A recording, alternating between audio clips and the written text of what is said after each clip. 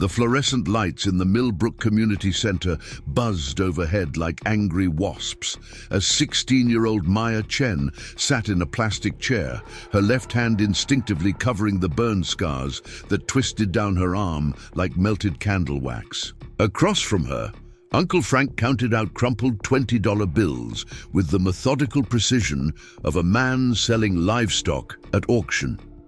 The stranger seated beside him, a weathered construction worker named David Rodriguez, shifted uncomfortably as his calloused fingers drummed against the folding table that separated them from Maya.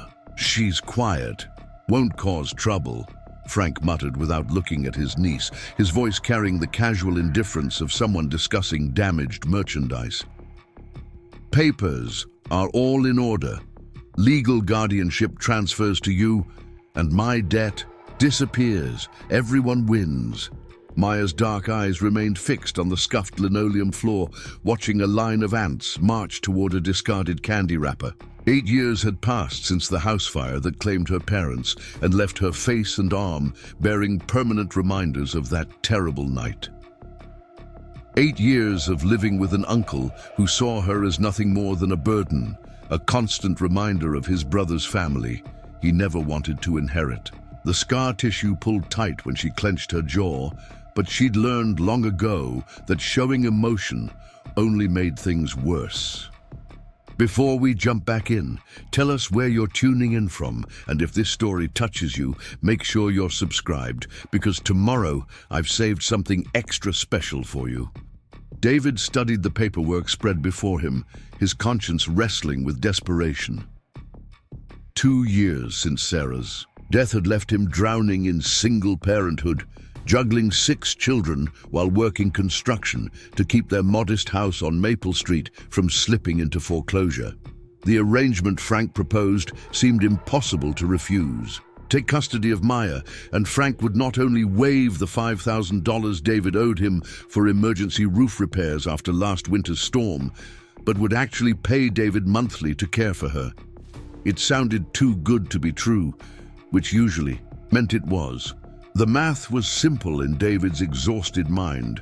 6 kids meant constant chaos, endless expenses, and the perpetual juggling act of making sure everyone was fed, clothed, and loved despite his limited resources. Emma, his 17-year-old daughter, had become a second mother to her younger siblings, but the weight of responsibility was aging her beyond her years. Jake struggled in school while helping with construction work on weekends. The 12-year-old twins, Lily and Lucy, shared clothes and never complained about hand-me-downs. 9-year-old Sam cracked jokes to mask his worry about their fathers. Stress, and 4-year-old Rose still asked when Mommy was coming home. Adding a 7th child should have been unthinkable, yet here sat Maya, silent and still as a forgotten photograph, while 2 men negotiated her future like a business transaction. David's own childhood had been marked by foster homes and temporary placements, adults who saw him as a paycheck rather than a person. The parallel wasn't lost on him, but the monthly stipend Frank offered could mean the difference between keeping his family together and watching them scattered to relatives who barely tolerated them. Frank slid the cash across the table with finality. "She's got her problems, but she's not stupid. Good grades when she bothers showing up to school. Just keep her fed and out of trouble and we're square." He stood abruptly, adjusting his jacket without sparing Maya a glance. "I'll drop her stuff at your place tomorrow." Maya's belongings, David would later discover, consisted of 3 garbage bags containing worn clothes, a sketchbook filled with haunting drawings, and a stuffed elephant named Peanut that she'd rescued from the fire that destroyed everything else. Frank left the community center without saying goodbye to his niece, the sound of his footsteps echoing off the painted concrete walls until the heavy doors swung shut behind him. The silence that followed felt thick enough to choke on. David found himself studying Maya's profile, noting how she held her scarred arm close to her body like a broken wing. Her black hair fell in a curtain across the left side of her face. a strategic arrangement he recognized as practiced concealment. When she finally looked up, her eyes held the wary intelligence of someone who'd learned early that adults couldn't be trusted. "I won't be any trouble," she said quietly, her voice barely above a whisper. "I can take care of myself." The words hit David like a punch to the chest. How many times had he said something similar as a kid bouncing between homes? How many nights had he fallen asleep, promising himself he'd be invisible, perfect, anything to avoid being sent away again? The money in his pocket suddenly felt heavier than concrete blocks. "Let's go home," he said, standing slowly. "The kids are probably wondering where I disappeared to." The drive to Maple Street passed in uncomfortable silence, broken only by the rumble of David's work truck and the distant hum of cicadas. Maya pressed herself against the passenger door, watching the familiar streets of Millbrook roll past. She'd lived in this town her entire life, but had never seen it from the passenger seat of someone else's vehicle. The houses grew smaller and more crowded as they turned into David's neighborhood, where children's bicycles cluttered driveways and the sound of lawnmowers created a symphony of suburban routine. David's house sat at the end of a cul-de-sac, its white siding slightly yellowed with age, and the front porch decorated with an impressive collection of sports equipment, toys, and what appeared to be an entire tea party set arranged around a child-sized table. The garage door hung slightly askew, and the lawn bore the battle scars of countless games of backyard football. It looked like chaos, but it was organized chaos, the kind that spoke of a family that actually lived within these walls rather than merely existing. As they pulled into the driveway, the front door burst open and children spilled onto the porch like water breaking through a dam. Emma appeared first, her brown hair pulled back in a messy bun, bouncing 4-year-old Rose on her hip while scanning the truck for signs of whatever errand had taken their father away. Jake emerged behind them, lanky and awkward in the way of 15-year-old boys, followed by the twins who moved with the synchronized precision of people who'd shared a womb. Sam brought up the rear, his gap-toothed grin visible even from the driveway. Maya's breath caught in her throat. She'd forgotten what a large family looked like in motion, the easy chaos of siblings who belonged to each other without question. The last time she'd witnessed anything similar was before the fire, when her own family had been whole and loud and gloriously imperfect. "Dad!" Sam called, jogging toward the truck. "Mrs. Patterson said you had a mysterious appointment and wouldn't tell her where you went. She made us promise to interrogate you when you got back." David climbed out of the driver's seat, his movements slow and deliberate. "Everyone inside. We need to talk." The command carried enough gravity to silence even Sam's chatter. The children filed back into the house with curiosity written across their faces, sneaking glances at the stranger still sitting in the passenger seat of their father's truck. Maya watched them go, noting how naturally they moved together, how Emma automatically guided Rose's wobbly steps while Jake held the door for the twins. "They seem nice," Maya said, though the words felt inadequate for the ache building in her chest. David nodded, his hands still gripping the steering wheel, despite the truck being parked. Preparing and narrating this story took us a lot of time, so if you are enjoying it, subscribe to our channel. It means a lot to us. Now back to the story. They're good kids, lost their mom 2 years ago, but they stick together. He paused, seeming to weigh his next words carefully. "Look, Maya, I want you to know this whole arrangement, whatever Frank told you about it, that's not how things work in my house. You're not here as some kind of transaction. You're here because you need a place to be, and we happen to have room." Maya studied his face, searching for the lie she'd learned to expect from adults. Instead, she found exhaustion mixed with something that might have been genuine concern. "Why?" she asked. "Why would you take in someone you don't even know?"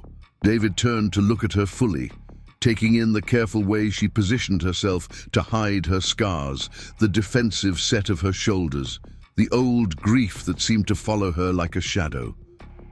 Because I've been where you are. Maybe not exactly, but close enough to know what it feels like when the people who are supposed to care about you don't. The honesty in his voice was unexpected, cutting through Maya's carefully constructed defenses like a warm knife through butter. She'd grown, accustomed to pity, disgust, or studied indifference when people looked at her.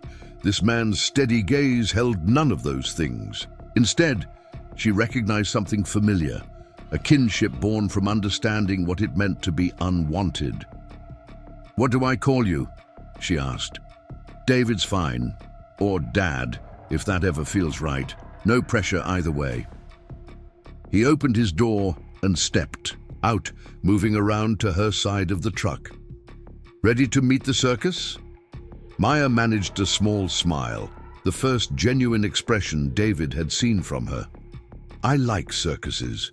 The Rodriguez household operated on a level of controlled chaos that would have intimidated military commanders.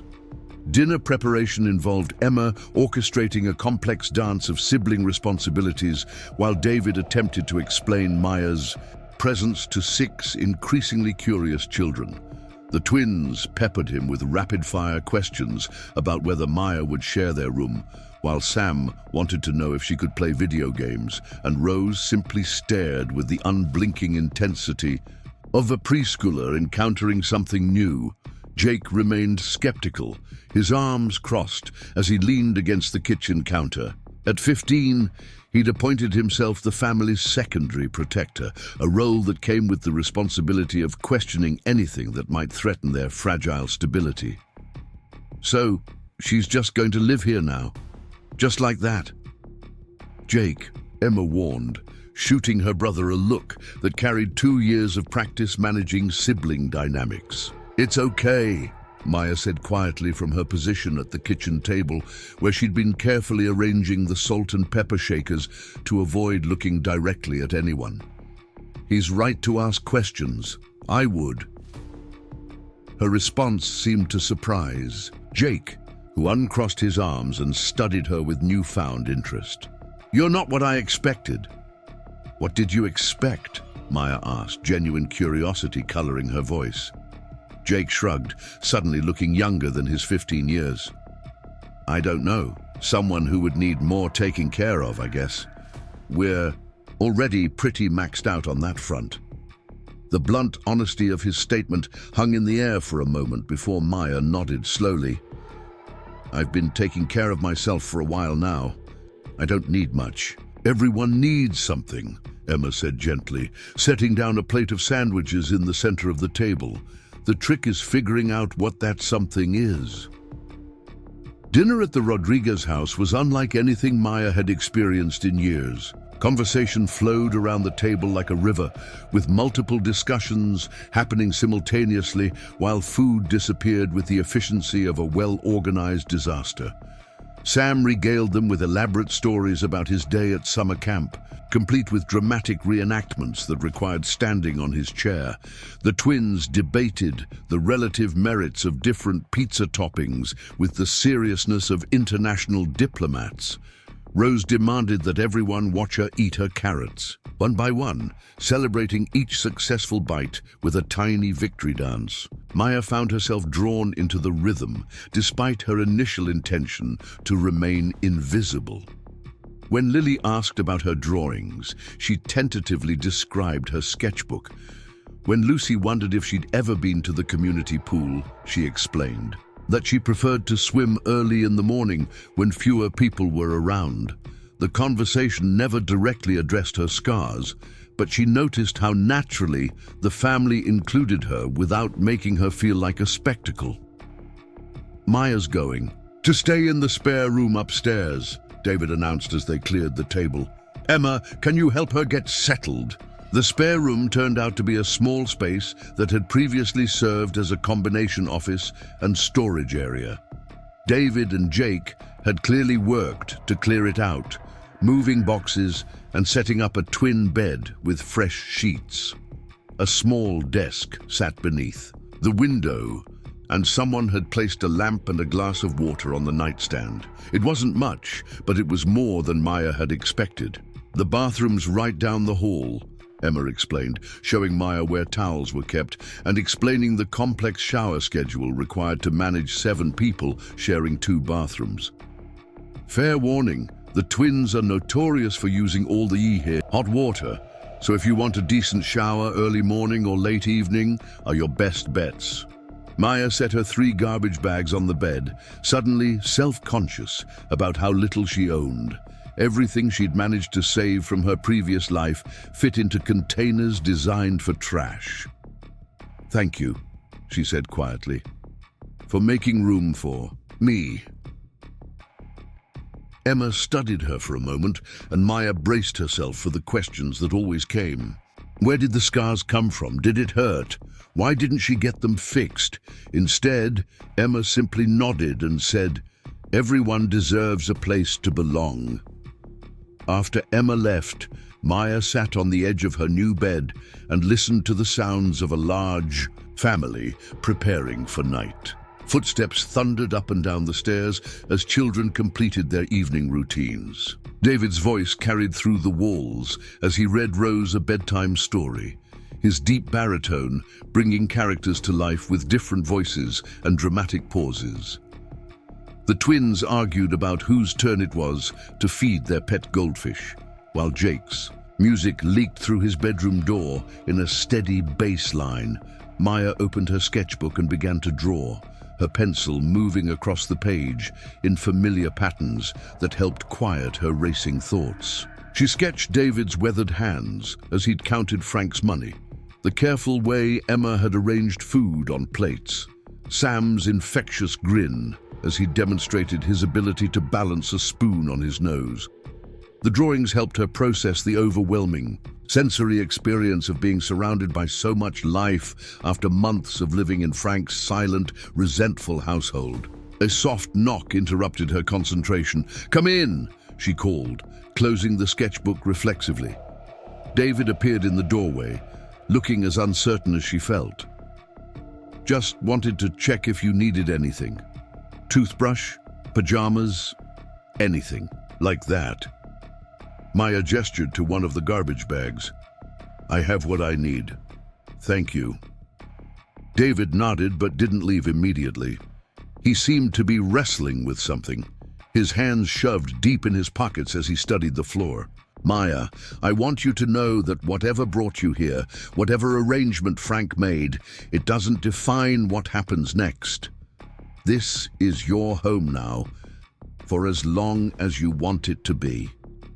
The words hit her harder than she'd expected, and Maya found herself blinking back tears she hadn't realized were forming. "Why are you being so nice to me?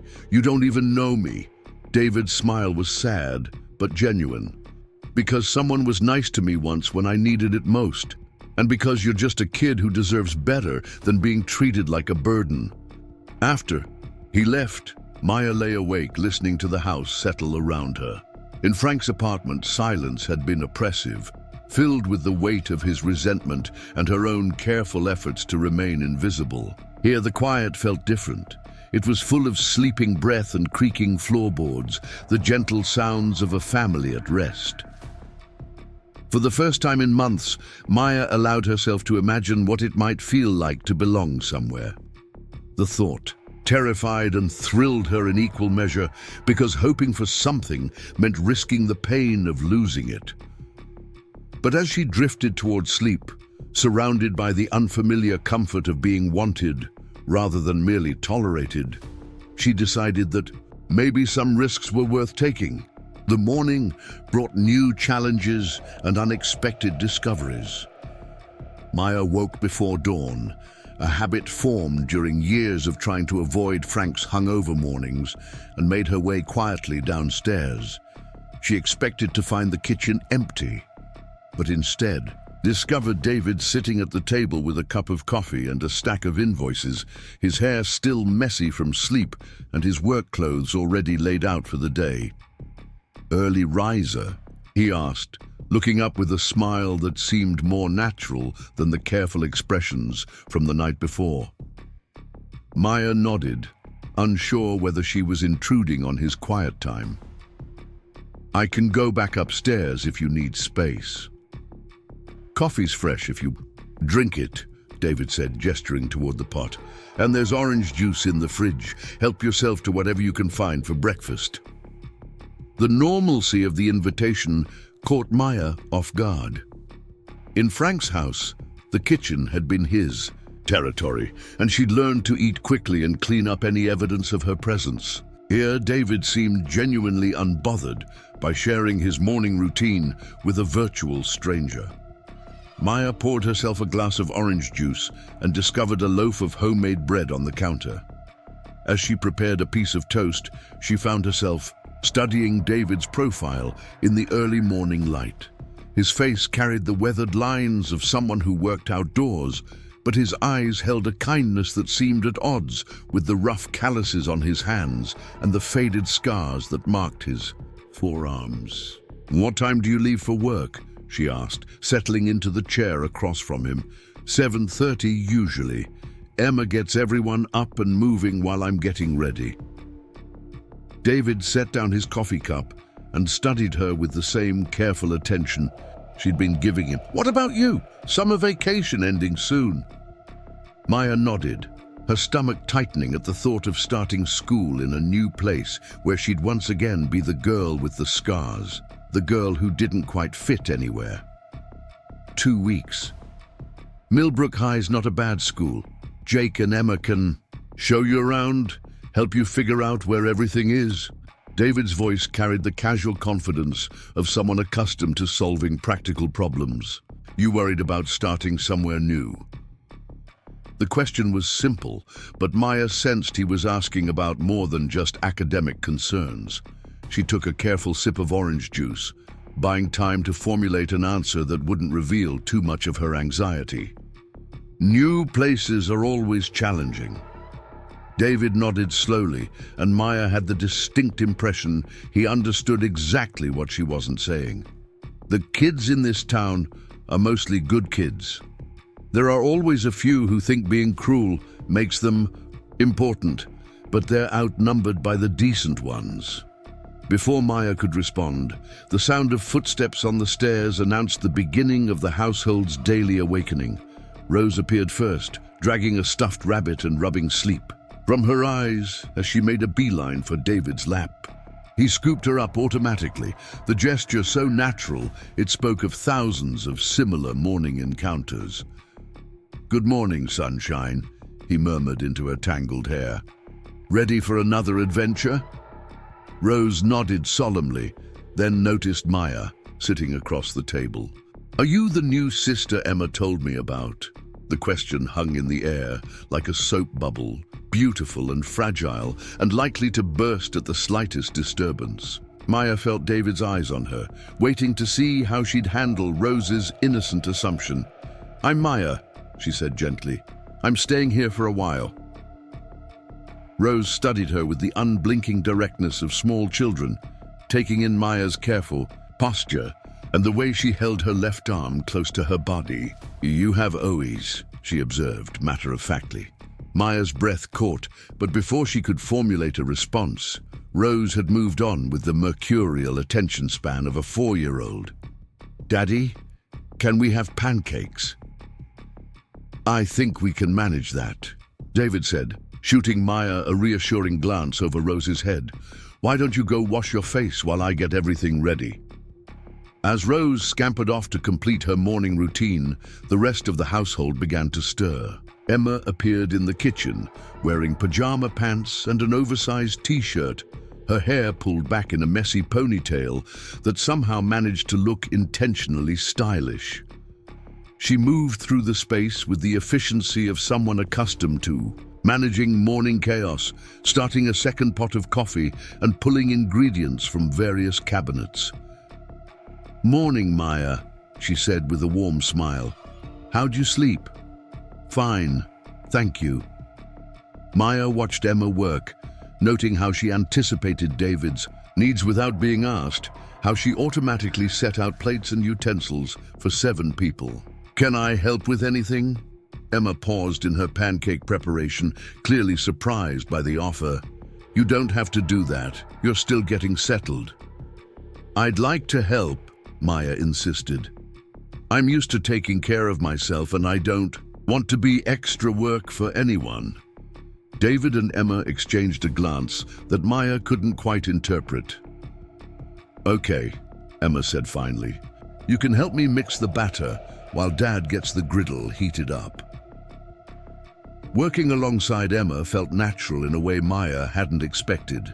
They fell into an easy rhythm, Emma explaining the family's preferred pancake technique while Maya followed instructions with careful precision. The conversation flowed easily, touching on safe topics like favorite foods and summer plans, but Maya found herself genuinely enjoying the simple pleasure of collaboration. The kitchen gradually filled with the remaining Rodriguez children, each bringing their own energy to the morning routine. Jake appeared with his hair still damp from the shower, grabbing a piece of toast and muttering about summer football practice. The twins arrived in matching pajamas, speaking in the shorthand language that twins develop, finishing each other's sentences and communicating volumes with simple gestures. Sam bounced down the stairs with characteristic enthusiasm, immediately, launching into a detailed description of his plans for the day. Maya watched the organized chaos with fascination. In her own family, mornings had been quieter affairs, just her parents and herself moving through established routines. Frank's house had been silent, marked by careful avoidance rather than cheerful interaction. This was something entirely different, a symphony of voices and movement that somehow harmonized into functional family life. "Maya's helping with breakfast," Emma announced as she poured perfect circles of batter onto the hot griddle. "Cool," Sam said, sliding onto the bench beside Maya. "Do you know any good pancake jokes? I collect them." Maya found herself smiling despite her nervousness. "I might know 1 or 2. "Awesome, okay. What do you call a pancake that works out?" Maya pretended to think seriously about the question. "I don't know. What?" "A flapjack." Sam burst into delighted laughter at his own joke, and Maya couldn't help but laugh along with him. Jake rolled his eyes but smiled.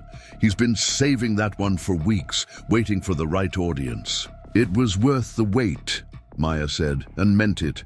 Sam's uncomplicated joy was infectious, cutting through her anxiety like sunshine through clouds. As they sat down to eat together, Maya found herself caught up in the easy flow of conversation. Around the table, David asked each child about their plans for the day, listening with genuine interest to Sam's elaborate scheme for building a fort in the backyard and Rose's announcement that she intended to teach their goldfish to do tricks. The twins debated the merits of different nail polish colors with the seriousness of international diplomats, while Jake mentioned his intention to help Mrs. Patterson with some yard work. "What about you, Maya?" David asked. "Any plans for your first full day here?" Maya hesitated, suddenly aware that all eyes were on her. "I was thinking I might explore the neighborhood a little, get familiar with everything." "Emma could show you around," David suggested. "Introduce you to some of the other kids in the area." "I don't mind," Emma said quickly. "There are some pretty cool places around here that you can't see from the street." The offer was genuine, but Maya sensed the complexity beneath it. Emma was clearly being kind, but Maya wasn't sure she was ready for the scrutiny that came with meeting new people. Her scars attracted attention whether she wanted it or not, and she'd learned that first impressions were difficult to overcome. "Maybe just a quick tour," she said carefully. "I don't want to take up your whole day." "You're not taking up anything," Emma said firmly. "Besides, it'll be fun. I'll show you the good ice cream place and the park where all the high school kids hang out." After David left for work and the younger children scattered to their various activities, Emma and Maya set off to explore Millbrook.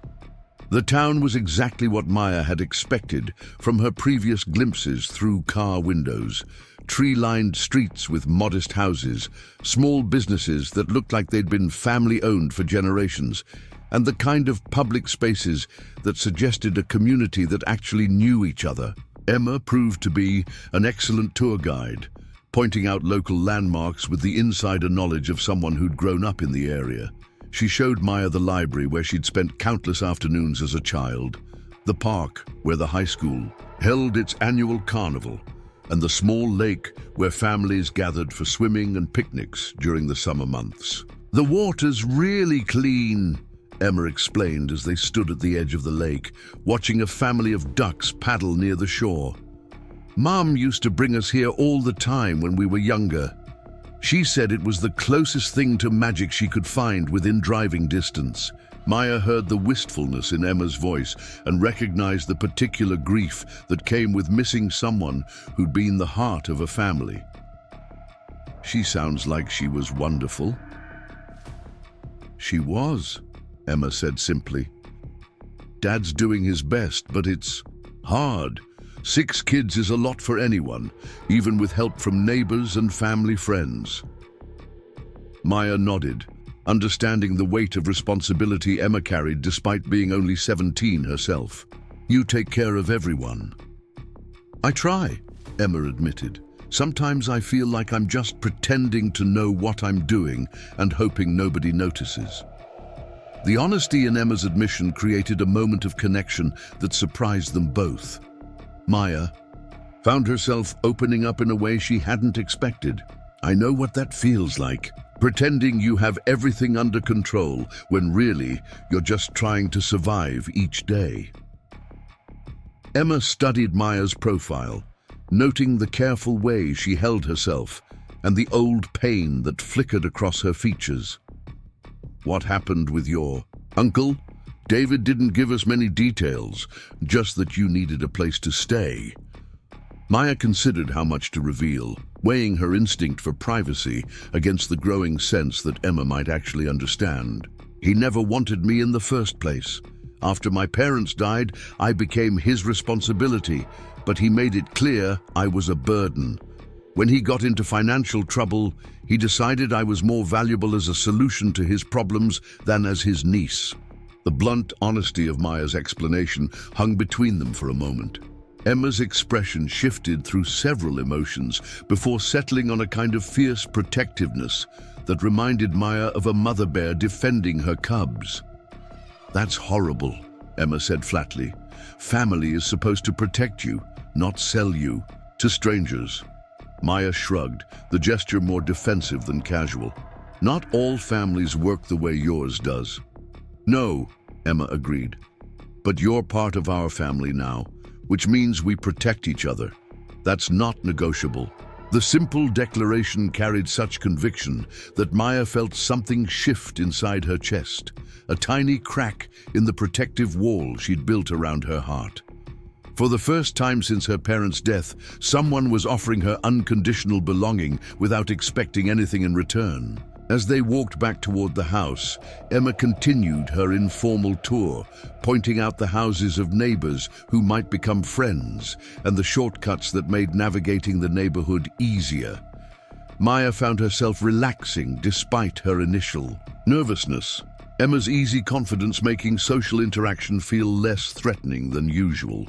"That's Mrs. Patterson's house," Emma said, pointing to a neat bungalow with an impressive flower garden. "She's basically our unofficial grandmother. She watches the little ones sometimes when Dad's working late, and she makes the best cookies in the entire state of Ohio." As if summoned by the mention of her name, an elderly woman emerged from the house, her silver hair pinned back neatly and her hands covered in gardening gloves. She spotted Emma and Maya and waved enthusiastically. "Emma, dear, come introduce me to your new sister." Maya's breath caught at the casual assumption, but Emma simply smiled and guided her toward the fence where Mrs. Patterson was tending to her roses. "Mrs. Patterson, this is Maya. She's staying with us now." Emma's introduction was smooth and natural, without any of the awkwardness Maya had feared. Mrs. Patterson studied Maya with kind eyes that held the wisdom of someone who'd seen enough of life to recognize pain when she encountered it. "Welcome to the neighborhood, dear. David's a good man, and those children of his are treasures. You'll fit right in." The simple acceptance in Mrs. Patterson's voice was almost overwhelming. Maya found herself blinking back unexpected tears as she managed a quiet thank you. "Have you settled in well?" Mrs. Patterson asked. "Moving to a new place can be challenging, especially when you're starting over." "Everyone's been very welcoming," Maya said, and realized she meant it completely. "Good, good." Mrs. Patterson nodded approvingly. "David mentioned you'll be starting at the high school soon. Emma here can show you the ropes, help you find your way around." "I'm planning on it," Emma said, shooting Maya a reassuring smile.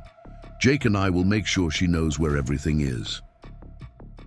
As they continued their walk home, Maya found herself thinking about the casual way Mrs. Patterson had referred to her as Emma's sister, the easy assumption that she belonged in the Rodriguez family. It was simultaneously terrifying and wonderful, this sense that people were willing to accept her as part of something larger than herself. When they reached the house, they found Sam in the backyard with an impressive collection of cardboard, boxes, lumber scraps, and what appeared to be an entire roll of duct tape. He was constructing something that might charitably be called a fort, though it looked more like an abstract sculpture designed by someone with a vivid imagination and limited engineering skills. "How's the construction project going?" Emma asked, settling onto the back steps to watch Sam's efforts. "Awesome!" Sam called from inside his creation. "Maya, come check this out. It's got 3 rooms and a secret passage." Maya found herself drawn into Sam's enthusiasm despite her usual reluctance to engage with children.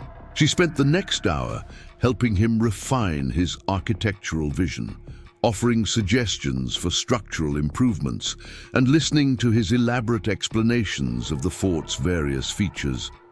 His uncomplicated acceptance of her presence was refreshing, free from the careful politeness she'd grown accustomed to from adults who didn't know how to react to her scars. When David returned from work that evening, he found Maya and Sam collaborating on what had evolved into an impressive backyard structure, complete with multiple levels and a complex system of tunnels.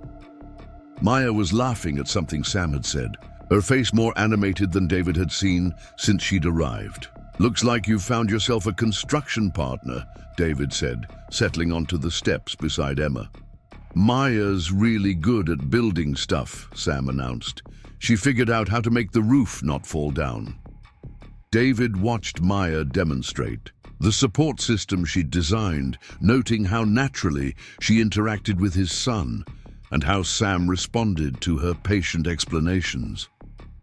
For the first time since he'd signed Frank's paperwork, David felt certain he'd made the right decision. Maya wasn't just another mouth to feed or responsibility to manage.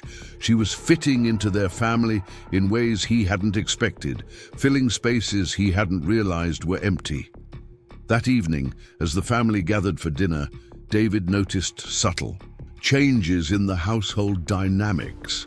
Maya had found a place in their routine, helping Emma serve food and listening to the twins' detailed descriptions of their day at summer camp.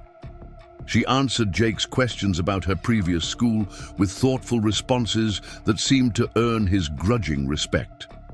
When Rose insisted that Maya sit beside her, she complied with patient grace, cutting Rose's food into manageable pieces without being asked. After the younger children had been settled for the night, David found Maya in the living room with a book from their collection, curled into the corner of the couch with her legs tucked beneath her. The lamp cast a warm circle of light around her, and for a moment she looked younger than her 16 years, vulnerable in a way that made David's chest tighten with protective instinct. "Finding everything you need?" he asked, settling into his usual chair. Maya looked up from her book, marking her place with careful precision. "Yes, thank you. Emma showed me around town today. It's a nice place." "It's home," David said simply, has been for the kids their whole lives. Sarah and I talked about moving somewhere bigger after she got sick, maybe closer to better hospitals, but she wanted to stay where the kids felt safe. Maya nodded, understanding the weight of that decision. It shows. The way they move around the neighborhood, they know they belong here. David studied her face, noting the wistful tone in her voice. You'll belong here too, given time. These things don't happen overnight, but they do happen. How can you be so sure? Maya asked, genuine curiosity in her voice. David was quiet for a moment, considering his answer. Because I've watched it happen before. Emma was terrified when her mom got sick, convinced she had to hold everything together by herself. Jake went through a phase where he was angry at the world and determined to push everyone away. The twins were so young when Sarah died that they didn't understand why everything changed. Rose still asks when Mommy's coming home, but they figured out how to be a family anyway, how to take care of each other and find joy in the middle of grief. Maya absorbed his words, thinking about the easy affection she'd witnessed between the siblings, the way they supported each other without being asked. They're lucky to have you. I'm lucky to have them, David corrected. And now we're all lucky to have you. The simple statement carried such warmth that Maya felt tears threatening again. She'd grown unaccustomed to being wanted, to being seen as an addition rather than a burden. I don't want to disappoint you.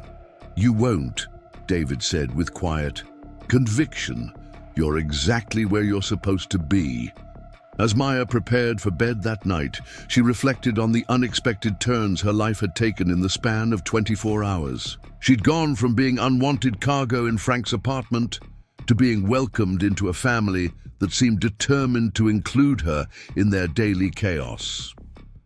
The transition felt too good to be true, but for the first time in years, Maya allowed herself to hope that maybe, just maybe, she'd found a place where she could belong.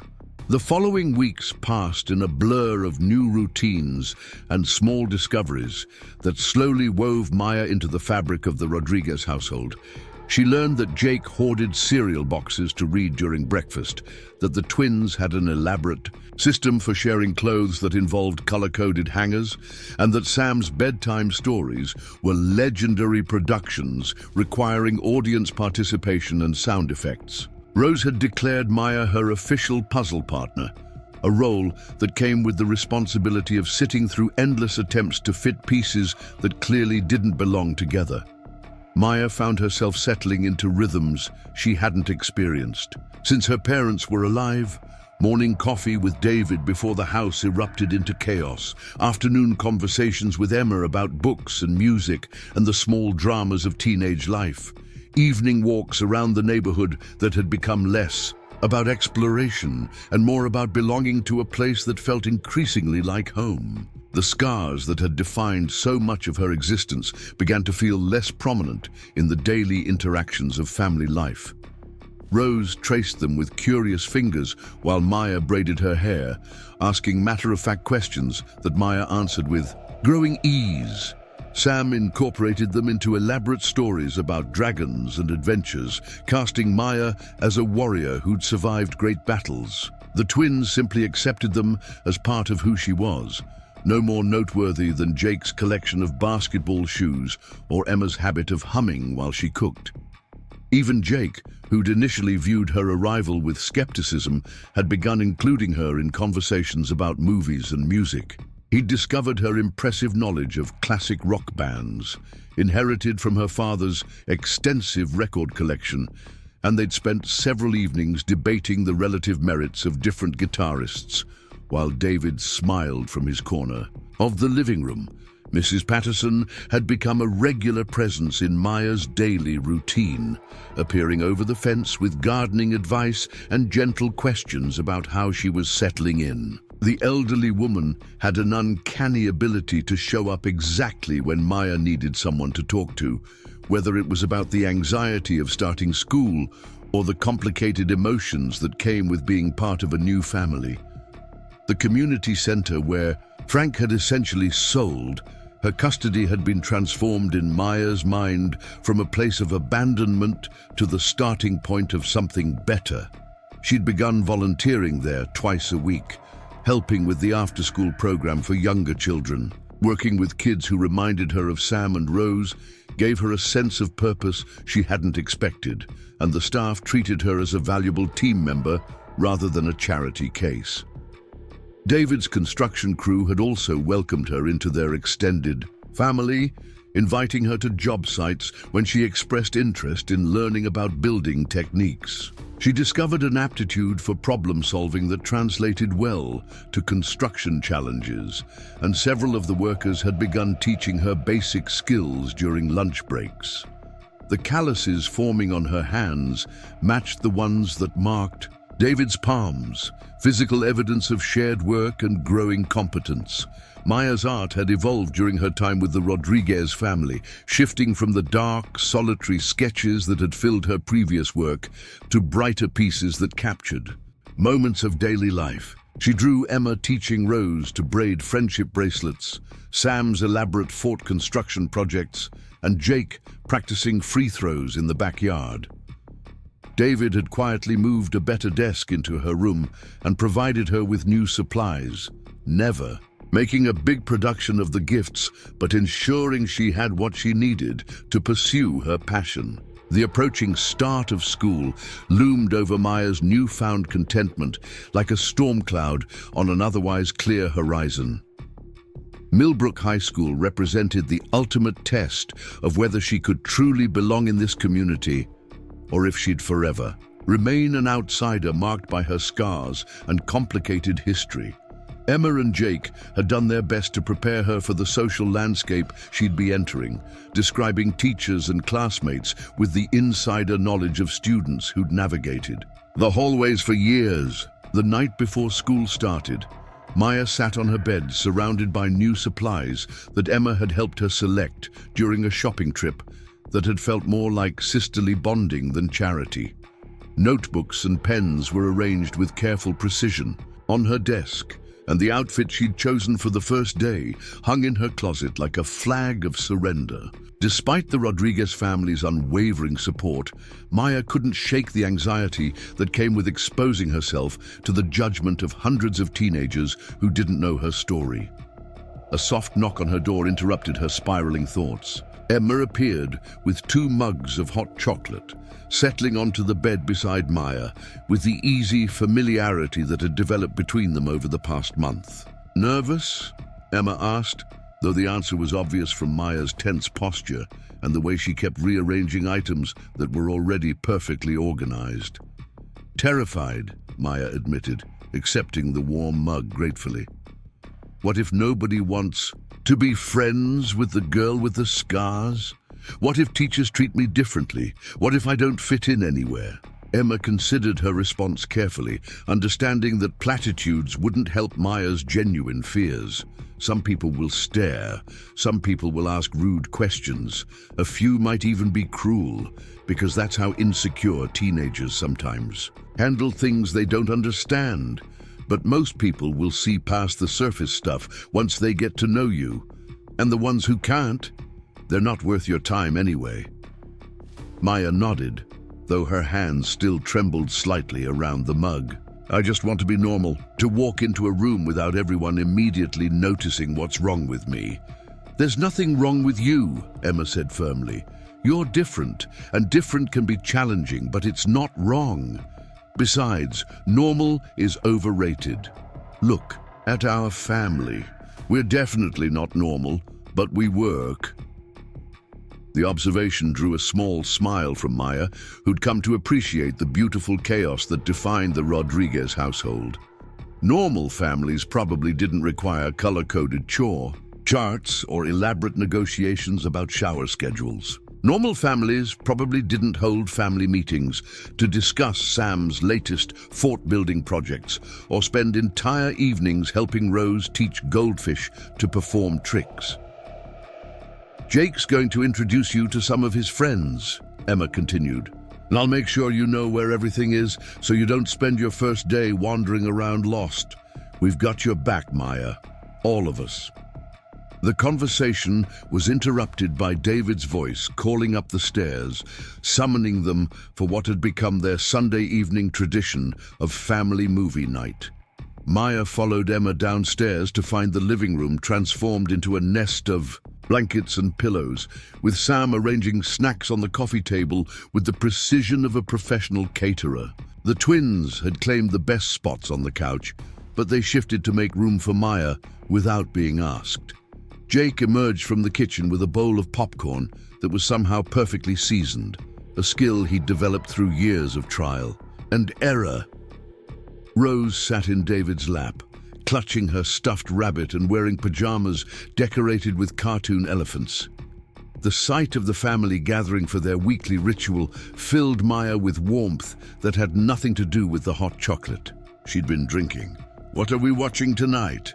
David asked, though the question was largely rhetorical since they'd been working their way through a list of classic movies that he and Sarah had compiled years earlier. "It's Maya's turn to pick," Sam announced, passing her the worn notebook, where they recorded their movie choices and ratings. "She hasn't had a chance to choose yet." Maya flipped through pages of careful handwriting, noting the detailed reviews and inside jokes that accompanied each entry. The notebook represented years of family bonding, and being included in the tradition felt like another small step toward belonging. She considered her options carefully, wanting to choose something that would add positively to their collection of shared experiences. "The Princess Bride," she said finally, remembering how her father had read her the book before showing her the movie when she was younger. "If nobody objects to adventure stories with sword fights and true love." "Excellent choice," David said approvingly. "It's been too long since we've watched that one." As the opening credits rolled, Maya found herself surrounded by the comfortable chaos of a large family settling in for entertainment. Sam provided running commentary on the costumes and special effects, while the twins debated whether the princess was actually worth all the rescuing. Jake defended the sword-fighting techniques with the seriousness of someone who'd spent considerable time studying martial arts movies. Rose fell asleep against David's chest halfway through, but nobody suggested moving her to her own bed. Maya watched her chosen movie through the lens of family sharing, seeing familiar scenes enhanced by the reactions of people who were quickly becoming her people. When Sam quoted lines along with the characters, she found herself joining in, her voice blending with the chorus of family members who'd clearly seen the movie multiple times before. The shared laughter and gentle teasing created an atmosphere of belonging that Maya had almost forgotten was possible. After the movie ended, and the younger children had been carried off to bed, Maya lingered in the living room with David and Emma, reluctant to end the peaceful evening. Tomorrow would bring the challenges of high school and the test of whether she could navigate teenage social dynamics. But tonight, she was simply part of a family that had chosen to include her in their traditions. "You know," David said as he folded blankets with practiced efficiency, "Sarah used to say that the best families aren't born, they're built. People choose each other and keep choosing each other, even when things get complicated." Maya helped stack pillows on the couch, processing the weight of his words. "Do you think she would have liked me? Your wife, I mean." David paused in his cleaning, considering the question with the careful attention it deserved. "She would have loved you." Sarah had a gift for seeing the best in people, especially kids who needed extra care. She would have been plotting art lessons and college visits within a week of meeting you. The certainty in his voice filled Maya with a bittersweet ache. Grief for a woman she'd never met, mixed with gratitude for being accepted into the family Sarah had built. "I wish I could have known her." "You do know her," Emma said softly. "She's in all of us, in the way we take care of each other and make room for new family members. She's the reason we knew how to love you before we even met you." Maya's first day at Millbrook High School began with the kind of morning chaos that had become familiar background music in the Rodriguez household. Sam couldn't find his favorite shoes. The twins were arguing about whether matching outfits were cute or ridiculous, and Rose was insisting that her stuffed rabbit needed to come to preschool for emotional support. Maya dressed carefully in clothes that Emma had helped her select, aiming for a balance between fitting in and staying true to her own style. Emma and Jake flanked her as they walked through the school's front doors, their presence providing both comfort and protection from the curious stares that Maya's scars inevitably attracted. The hallways buzzed with the energy of teenagers reuniting after summer break, voices raised in excited greetings and dramatic recounting of vacation adventures. Maya observed the social dynamics with the analytical eye of an outsider, noting cliques and hierarchies that seemed as complex as international diplomacy. Jake's friends welcomed Maya with the casual acceptance of teenagers who'd been raised in a small town where everyone knew everyone else's business. They'd clearly been briefed about her situation, but their questions focused on practical matters like favorite classes and music preferences, rather than invasive inquiries about her appearance. Maya found herself relaxing despite her initial anxiety, grateful for the protective circle that Jake had arranged around her introduction to high school social life. Emma's friends were equally welcoming, inviting Maya to join their lunch table and explaining the unwritten rules that governed teenage behavior at Millbrook High. They discussed teachers with the insider knowledge of students who'd survived previous years, warning her about Mr. Peterson's notoriously difficult pop quizzes and praising Mrs. Garcia's creative approach to literature discussions. Maya absorbed their advice gratefully, filing away information that would help her navigate the complex social landscape of high school. The academic side of school proved less challenging than the social aspects. Maya's previous educational experiences had prepared her well for the coursework, and several teachers noted her thoughtful contributions to class discussions. Her art teacher, Mrs. Rodriguez, who turned out to be a distant cousin of David's, immediately recognized Maya's talent and began discussing opportunities for advanced placement classes and portfolio development. By the end of her first week, Maya had established routines that made school feel manageable rather than overwhelming. She'd found a quiet spot in the library where she could eat lunch when the cafeteria felt too crowded, discovered that the art room was open during study periods for students who wanted extra practice time, and identified teachers who were willing to provide additional help when needed. The first real test of her acceptance came during her second week, when a group of students began making comments about her appearance that were clearly designed to hurt rather than simply curious. Maya had prepared for this possibility, but the reality of facing deliberate cruelty was more difficult than she'd anticipated. The remarks weren't subtle enough to ignore, but weren't quite severe enough to report, leaving her in the uncomfortable position of trying to decide how to respond. Jake noticed the harassment before Maya mentioned it to anyone at home, his protective instincts finely tuned to threats against family members. He handled the situation with the straightforward approach of someone who'd never doubted his place in the social hierarchy, making it clear to the offending students that Maya was under his protection and that continued harassment would have consequences they wouldn't enjoy. Emma took a different but equally effective approach, expanding her own social circle to include Maya in group activities and study sessions that made isolation impossible. She organized movie nights and shopping trips that included Maya as a matter of course, gradually weaving her into the social fabric of teenage life in Millbrook. The natural confidence that Emma projected seemed to extend to anyone in her orbit, and Maya found herself benefiting from that reflected social status. The harassment largely stopped after Jake's intervention and Emma's social engineering, but the incident served as an important reminder that Maya's acceptance in the community wasn't guaranteed simply because one family had chosen to love her. She would need to prove herself worthy of belonging through her own actions and character, earning her place in the social ecosystem through patience and authenticity. Maya threw herself into school activities with determination that surprised everyone, including herself.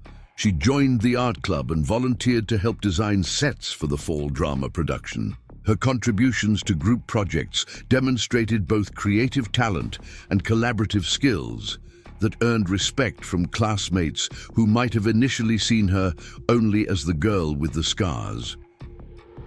Teachers began recommending her for leadership, roles in student organizations, recognizing qualities that went far beyond academic achievement. The transformation wasn't just external. Maya noticed changes in herself that went deeper than improved social connections or academic success. She spoke up more in class discussions, offered opinions with growing confidence, and began to see herself as someone who had valuable contributions to make, rather than someone who needed to remain invisible to avoid judgment. The girl who'd sat silently in Frank's apartment, trying to take up as little space as possible, was evolving into someone who believed she deserved to be heard. David noticed the changes during their morning coffee conversations, which had become one of Maya's favorite parts of each day. She shared stories about school with increasing enthusiasm, describing teachers and classmates with the detailed observations of someone who was actively engaged rather than simply surviving. Her sketches began featuring school scenes and new friends, evidence of a life that was expanding beyond the protective boundaries of family. The first major test of Maya's integration into school life came when she was invited to a birthday party for one of Emma's friends. The invitation represented a significant milestone in teenage social acceptance, but it also required Maya to navigate a social situation without the protective presence of her adopted siblings. She spent considerable time selecting an outfit that would help her blend in while staying true to her own style, a balance that had become easier with practice, but still required careful consideration. The party took place at the community pool, requiring Maya to confront one of her biggest sources of anxiety about her appearance. Swimming meant exposing more of her scars than usual, revealing the full extent of the burn damage that extended down her left arm and across her shoulder. Maya had learned to swim early in the morning, when the pool was largely empty. But this party would involve dozens of teenagers who would see her in a swimsuit for the first time. Emma sensed her anxiety without being told, appearing in Maya's room as she debated whether to attend the party at all. "You don't have to go if you're not ready," Emma said gently. "But if you want to go, I'll be there the whole time." Maya stared at her reflection in the mirror, seeing scars that seemed more prominent under the fluorescent lighting. "What if everyone stares? What if they think I'm gross? Then they're idiots who don't deserve to know you," Emma said firmly. "But most people won't react the way you're imagining. They'll see you having fun and being yourself, and that's what they'll remember." The conversation was interrupted by Sam's voice calling up the stairs, announcing that he'd built a new addition to his backyard fort and needed Maya's engineering expertise immediately. The interruption provided a welcome distraction from her spiraling anxiety, and she found herself following Sam outside to examine his latest architectural achievement. Sam's fort had indeed grown more elaborate, now featuring multiple levels, connected by a complex system of ropes and pulleys that he'd designed with characteristic creativity. Maya spent an hour helping him refine the structural elements while listening to his detailed explanations of the fort's various functions. His uncomplicated enthusiasm for her company reminded her that acceptance didn't always require complicated negotiations or careful image management. Sometimes it was as simple as someone being glad to see you. "You're really good at building stuff," Sam said as they tested the stability of his rope bridge. "Maybe you could help me build a treehouse next summer," Dad said we could use the big oak tree in the back corner if we design it properly. Maya found herself smiling at the casual assumption that she'd still be part of the family next summer, that her place in their lives was permanent enough to make long-term plans. "I'd love to help with a treehouse," she said, meaning it completely. The conversation reminded her that belonging wasn't something that happened overnight or was guaranteed by a single social event. It was built through dozens of small interactions, shared experiences that accumulated over time to create bonds that could withstand temporary setbacks or moments of doubt. Whether or not she attended the pool party mattered less than the fact that she had a family who supported her choices and friends who valued her company. Maya decided to attend the party, armed with Emma's promise of support and her own growing confidence in her ability to handle social challenges. She wore a one-piece swimsuit that provided reasonable coverage while still allowing her to participate in pool activities, and she brought along a sketch pad in case she needed a quiet activity. During overwhelming moments, the party proved to be less intimidating than she'd anticipated. Most of the attendees were more focused on their own appearance and social status than on scrutinizing Maya's scars. A few people asked polite questions about her background, but the conversations were generally friendly and genuinely curious, rather than intrusive or cruel.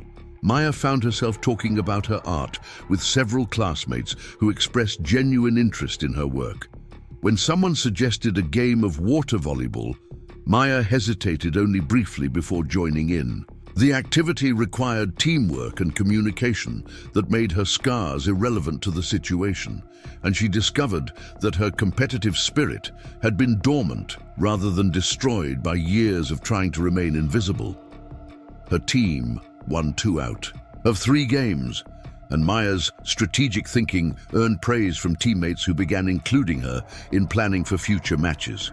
By the time the party ended, Maya felt cautiously optimistic about her place in the social ecosystem of Millbrook High School.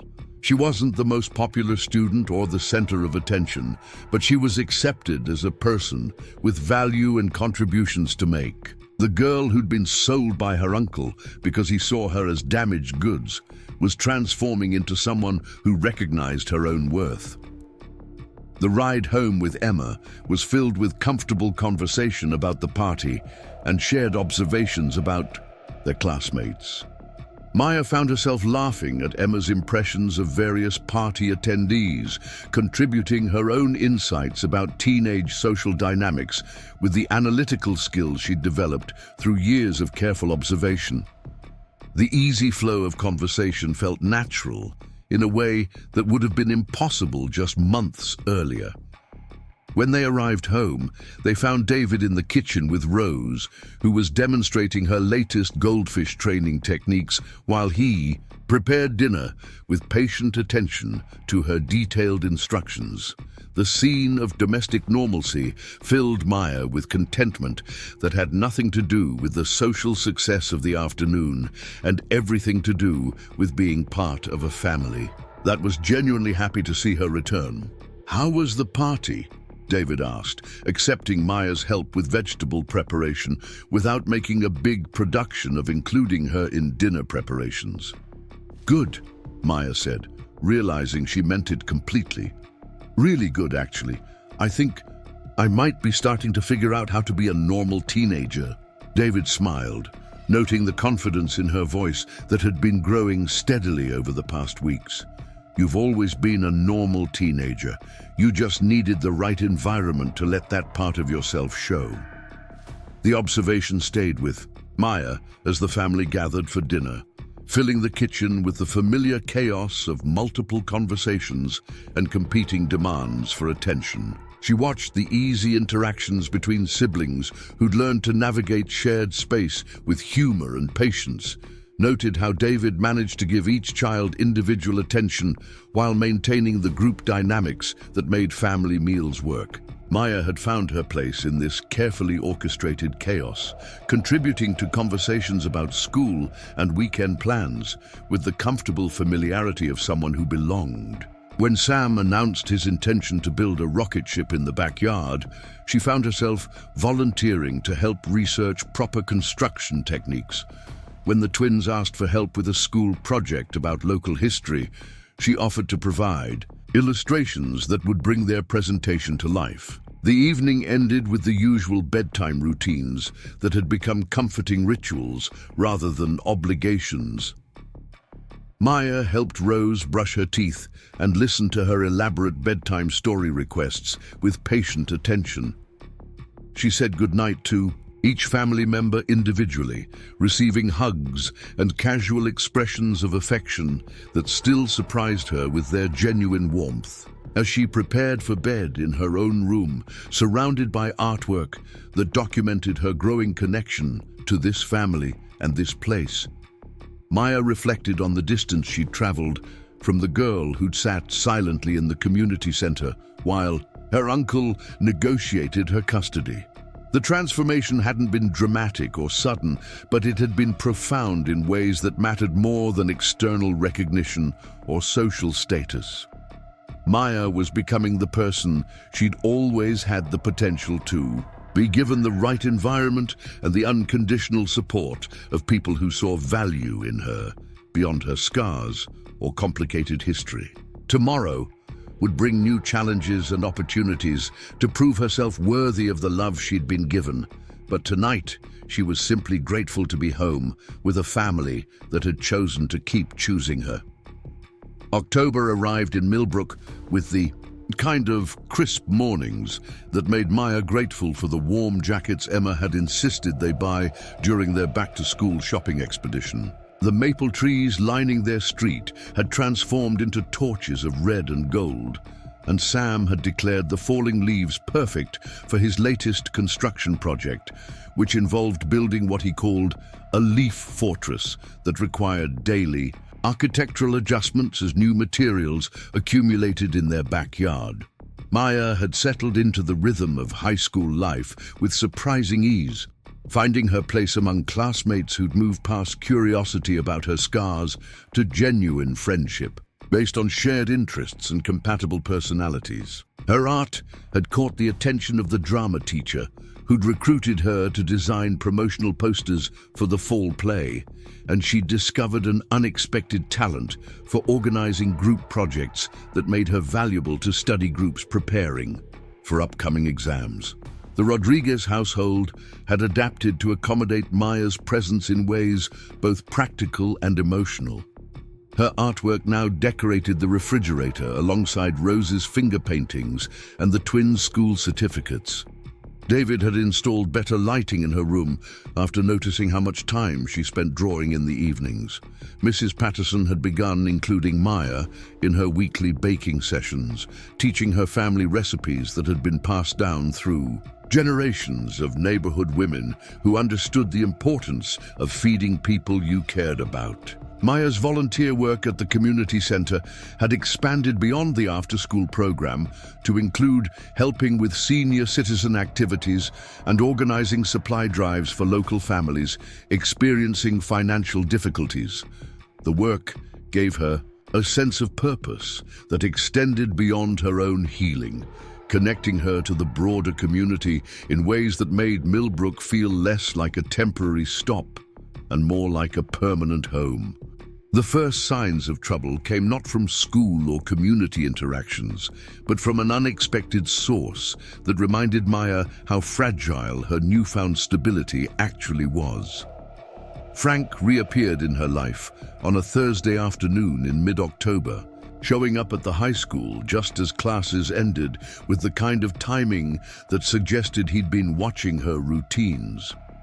Maya spotted him leaning against a rusted sedan in the parking lot, his appearance more disheveled than she remembered, and his expression carrying the desperate edge of someone whose circumstances had deteriorated significantly since their last encounter.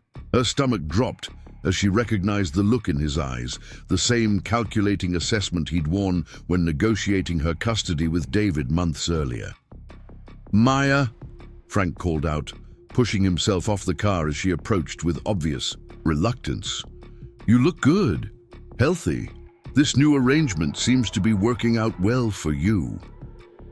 Maya glanced around the parking lot, noting that most students had already departed for home or after-school activities. Emma and Jake had stayed, late for various club meetings, leaving Maya to walk home alone for one of the first times since school started. The timing felt deliberate in a way that made her skin crawl with familiar anxiety. "What do you want, Frank?" Maya asked, keeping her distance and positioning herself where other people could see them if necessary. Months of feeling safe had almost made her forget the hypervigilance that had once been second nature, but Frank's presence brought those defensive instincts flooding back. Frank's smile held no warmth, only the predatory calculation of someone who viewed other people as resources to be exploited. Can't a man check on his niece? See how she's adapting to her new situation? Make sure she's being properly cared for? The questions were clearly rhetorical, delivered with the false concern that Maya remembered from the weeks leading up to her transfer to David's custody. Frank had never shown genuine interest in her well-being when she'd lived with him, and his sudden appearance suggested motivations that had nothing to do with familial affection. "I'm fine," Maya said carefully, knowing that any information she provided would likely be used against her in whatever scheme Frank was developing. "David and his family have been very kind to me." "I'm sure they have," Frank said, his tone suggesting implications that made Maya's skin crawl. "Big family like that, probably expensive to maintain. I bet David appreciates the financial assistance that comes with taking care of you." Maya's blood chilled as she realized what Frank was implying.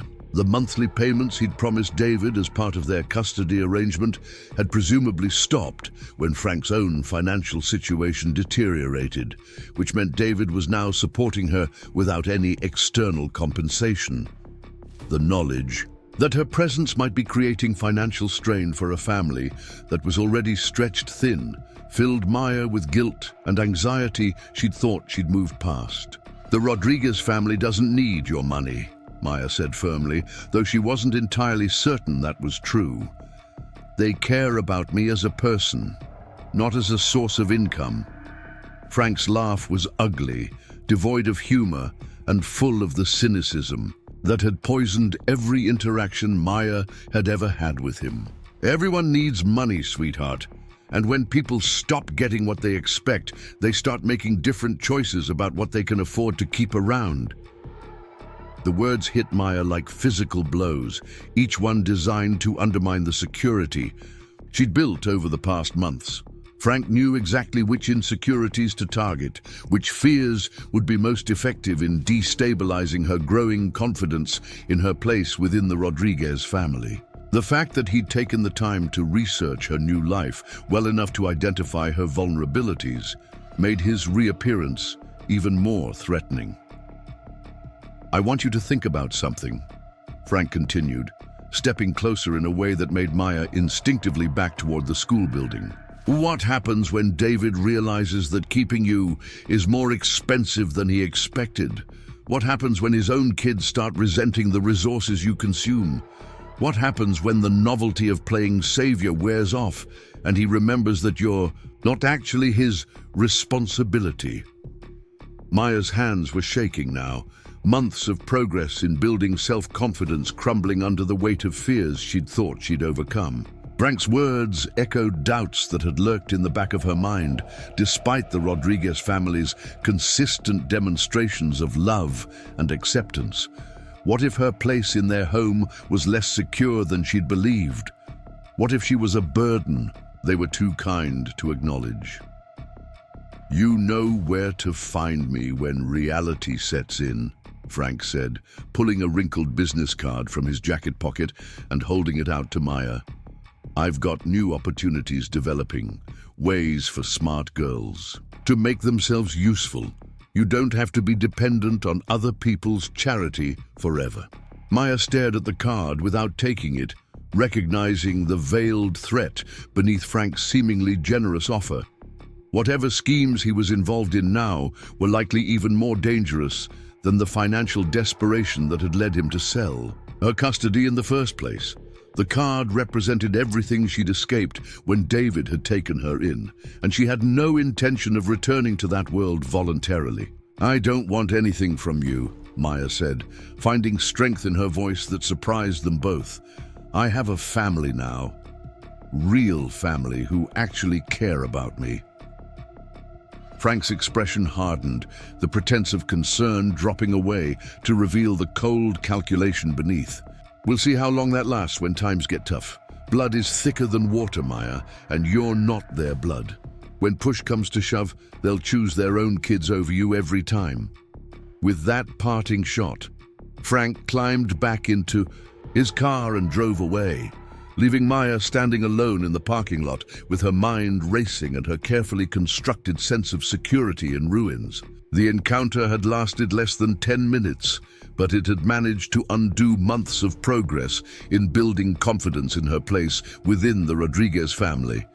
Maya walked home in a daze, Frank's words echoing in her mind and poisoning every memory of acceptance and belonging she'd accumulated over the past months. By the time she reached the house on Maple Street, she'd convinced herself that she could see signs of resentment and financial strain that she'd been too naive to notice before. David's tired expressions after long days at work suddenly seemed like evidence of burden rather than normal fatigue. Emma's patient help with homework looked like obligation rather than sisterly affection. The house was filled with its usual after-school chaos when Maya entered through the front door, but instead of finding comfort in the familiar sounds of family life, she felt like an intruder observing a scene she had no right to participate in. Sam was explaining his latest fort modifications to anyone who would listen, while the twins argued about whether their matching Halloween costume idea was clever or embarrassing. Rose had commandeered the coffee table for an elaborate tea party, involving her stuffed animals and an impressive array of plastic dishes. "Maya," Rose called out, spotting her in the doorway, "you're just in time for tea. Mr. Elephant has been asking about you all afternoon." Under normal circumstances, Maya would have joined Rose's tea party with enthusiasm, playing along with the elaborate social dynamics that governed interactions with stuffed animals. Today, Frank's words made even Rose's innocent invitation feel like evidence of her intrusion into family routines that would function perfectly well without her presence. "Maybe later," Maya said, forcing a smile that felt brittle on her face. "I have homework to catch up on." Rose's expression fell slightly, but she quickly returned to her tea party with the resilience of a 4-year-old accustomed to adult priorities interfering with important activities. Maya felt guilty for disappointing her, but couldn't bring herself to engage in pretend games when her own sense of reality had been so thoroughly shaken. Maya retreated to her room and closed the door, a barrier she rarely used since joining the Rodriguez household. The space that had felt like a sanctuary now seemed like evidence of charity, a room given to her out of obligation rather than genuine desire for her company. She sat on the bed that David had assembled and stared at the artwork covering her walls, wondering if her presence had created financial hardship that the family was too polite to mention. Dinner that evening was torture for Maya, who found herself analyzing every interaction for signs of resentment or financial stress. When David mentioned working overtime on a weekend project, she wondered if the extra income was necessary because of expenses related to supporting her. When Emma suggested postponing a shopping trip until the following month, Maya assumed it was because her presence had strained the family budget beyond its limits. The Rodriguez family's usual easy conversation felt forced to Maya's anxious mind, and she convinced herself that her withdrawal from group discussions was actually a relief to people who were too kind to exclude her directly.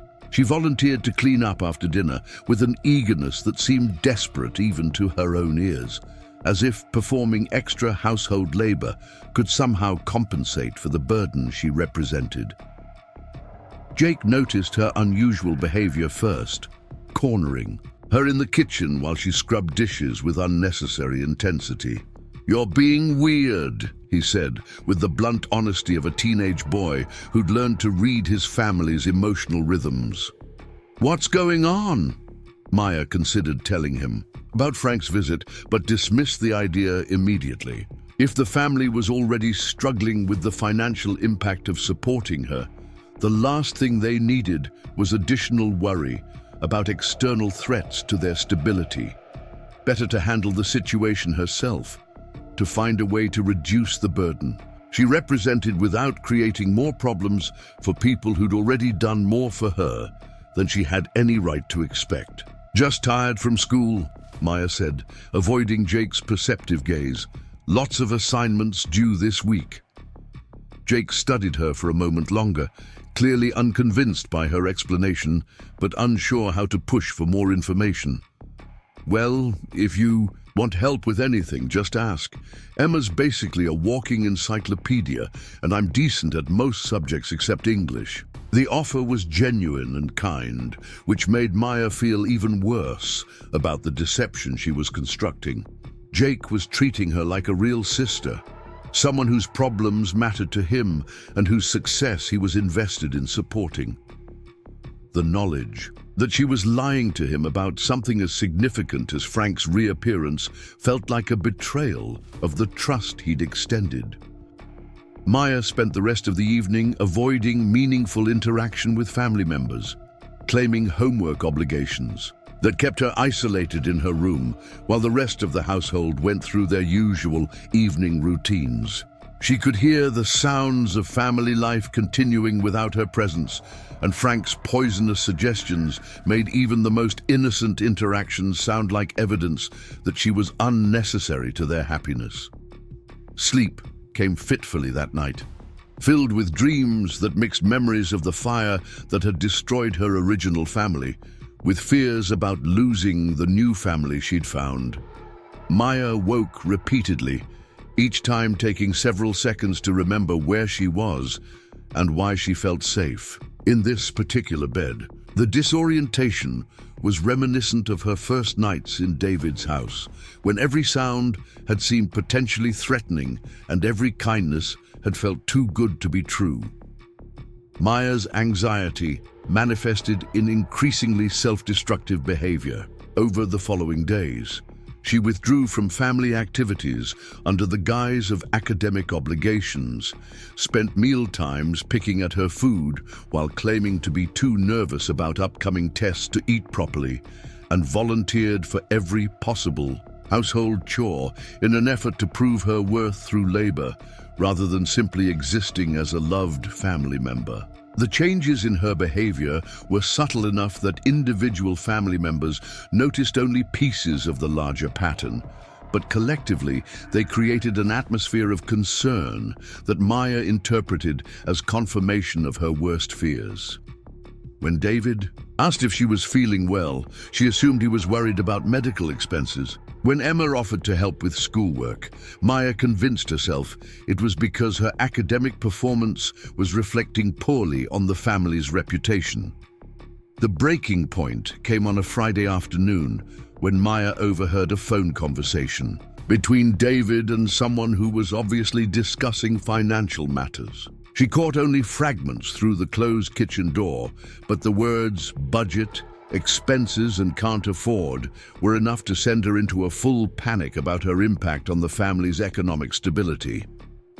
Maya didn't wait to hear the full context of the conversation or consider alternative explanations for David's financial concerns. Instead, she retreated to her room and began making plans to remove herself from a situation she now believed was unsustainable for everyone involved. If Frank was right about her status as a burden rather than a beloved family member, then the kindest thing she could do was eliminate that burden before resentment had a chance to poison the relationships she treasured most. The plan that formed in Maya's anxious mind was simple in concept, but devastating in its potential consequences. She would leave the Rodriguez household voluntarily, removing the financial strain her presence created while preserving the positive memories of their time together. Frank had made it clear that he had opportunities available, And while Maya had no illusions about the quality of life those opportunities would provide, they would at least ensure that David's family could return to the financial stability they'd enjoyed before her arrival. Maya spent the weekend in a state of barely controlled anxiety, going through the motions of normal family life while internally preparing for a departure she was convinced was inevitable. She memorized details of routine interactions, trying to store up memories that would sustain her through whatever came next. The sound of Sam's laughter as he explained his latest building project, the patient way Emma helped Rose with her bedtime routine, the comfortable silence that filled the kitchen during her morning coffee conversations with David.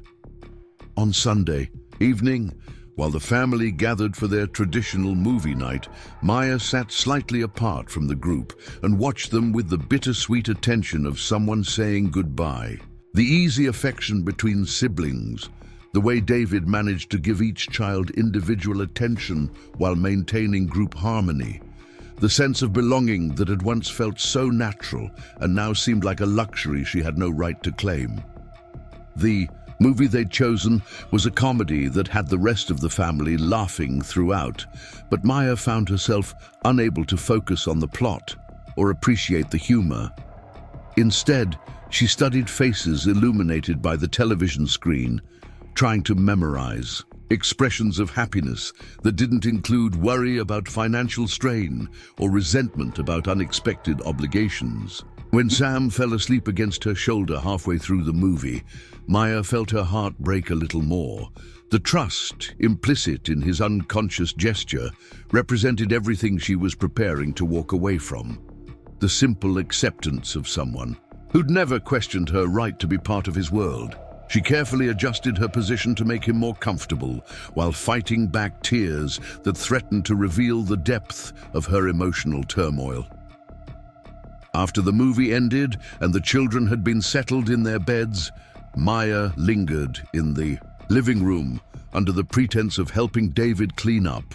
She wanted one more conversation with the man who'd saved her from Frank's neglect, one last opportunity to express gratitude that could never adequately convey what his kindness had meant to her. "David," she said carefully, folding blankets with unnecessary precision, "I want you to know how much these past months have meant to me. Having a real family again, feeling like I belong somewhere, it's been more than I ever expected to have." David paused in his cleaning, something in Maya's tone triggering the parental instincts that had been finely tuned by years of raising 6 children through various crises. "That sounds like you're saying goodbye. Are you planning on going somewhere?" The direct question caught Maya off guard, and she found herself struggling to maintain the composed facade she'd been constructing. "I just want you to know that I appreciate everything you've done for me, all of you. This family has given me more love and acceptance than I knew was possible." "Maya," David said, setting down the pillows he'd been stacking and giving her his full attention, "what's really going on? You've been acting strange all week, pulling away from everyone and acting like you're carrying some kind of burden. Talk to me." The genuine concern in his voice was almost Maya's undoing, threatening to crack the fragile control she'd been maintaining over her emotions. Part of her wanted to confess everything, to tell him about Frank's visit and her fears about being a financial burden, but a larger part was convinced that honesty would only confirm her worst suspicions about her precarious place in the family. "I'm fine," Maya said, the lie tasting bitter in her mouth. "Just adjusting to everything, I suppose. Sometimes it's hard to believe that good things are permanent." David studied her face with the penetrating attention of someone who'd learned to read unspoken distress in the faces of children he loved. Good things aren't always permanent, but the ones worth fighting for usually are. And Maya, you're definitely worth fighting for. The statement hung in the air between them, carrying weight that Maya couldn't fully process in her current state of emotional upheaval. David's words suggested a commitment that went beyond temporary charity or obligation, but Frank's poisonous suggestions had made it impossible for her to trust even the most direct expressions of affection. "I should get some sleep," Maya said, retreating toward the stairs before the conversation could delve deeper into territory she wasn't prepared to navigate. "Good night, David." "Good night, Maya," David replied, but his voice carried concern that followed her up the stairs and into her room. Maya closed her door and leaned against it, finally allowing tears she'd been holding back all week to fall freely. The conversation with David had only reinforced her conviction that leaving was the right choice, even though every fiber of her being rebelled against the idea of walking away from the first real family she'd known since her parents' death. She pulled out a piece of paper and began writing a letter that would explain her departure, without revealing the full extent of Frank's involvement or her fears about being a burden. The words came slowly, each sentence carefully crafted to express gratitude while avoiding accusations or explanations that might cause additional pain to people who'd shown her nothing but kindness. As Maya wrote, she could hear the sounds of the household settling into sleep around her, David's footsteps as he checked on each child, the whispered conversation between the twins about plans for the following day, the soft music that Jake played to help himself fall asleep. These were the sounds of home, the audio landscape of belonging that she was preparing to abandon in favor of uncertainty and probable danger. The letter took hours to write, revised multiple times as Maya struggled to find words that would adequately express her gratitude while explaining a decision that she knew would cause confusion and pain. How could she make them understand that leaving was an act of love rather than rejection, that removing herself from their lives was the greatest gift she could give to people who'd already sacrificed so much for her well-being? When she finally finished writing, Maya folded the letter carefully and placed it on her pillow where it would be easily found after her departure. She packed her few belongings back into the same garbage bags that had contained everything she owned when she'd first arrived, the circular nature of the action feeling like confirmation that she'd always been destined to leave. Maya looked around the room that had been her sanctuary for the past months, memorizing details that had made the space feel like home. The artwork on the walls, the books Emma had recommended, the small gifts that family members had given her, without expecting anything in return, all evidence of acceptance and love that she was walking away from, because Frank had convinced her that staying would ultimately hurt the people she cared about most. At dawn, while the rest of the household still slept, Maya crept downstairs with her bags and made her way to the kitchen for one last cup of coffee in the space where she'd shared so many morning conversations with David. The familiar ritual felt like a goodbye to more than just a physical location. It was a farewell to the version of herself that had learned to believe in the possibility of being wanted and loved without condition. Maya left through the back door, walking away from the house on Maple Street as the sun painted the sky in shades of pink and gold that reminded her of the artwork she'd created during her happiest moments as part of the Rodriguez family. Each step took her further from safety and closer to whatever uncertain future Frank had in store for her, but she convinced herself that the sacrifice was worth making if it meant preserving the financial stability and emotional harmony of the only real family she'd known since childhood. Behind her, the house continued to sleep peacefully, unaware that one of its inhabitants had just made a decision that would shatter the careful bonds of love and trust that had been building over months of shared meals, family movie nights, and the countless small gestures that transformed strangers into family. The discovery of Maya's absence hit the Rodriguez household like a thunderclap on a clear morning. David found her letter first, drawn to her room by the unusual silence that had replaced her typical early morning presence in the kitchen. The carefully folded paper sat on her pillow like an accusation, surrounded by the empty space where her few belongings had been stored in the dresser Emma had helped her organize. David's hands shook as he read Maya's words, each sentence a knife twist of gratitude mixed with self-sacrifice that revealed the depth of her misconceptions about her place in their family. She thanked them for their kindness while explaining that she couldn't continue to be a burden on their resources. She expressed love for each family member while insisting that her departure would make their lives easier and more financially stable.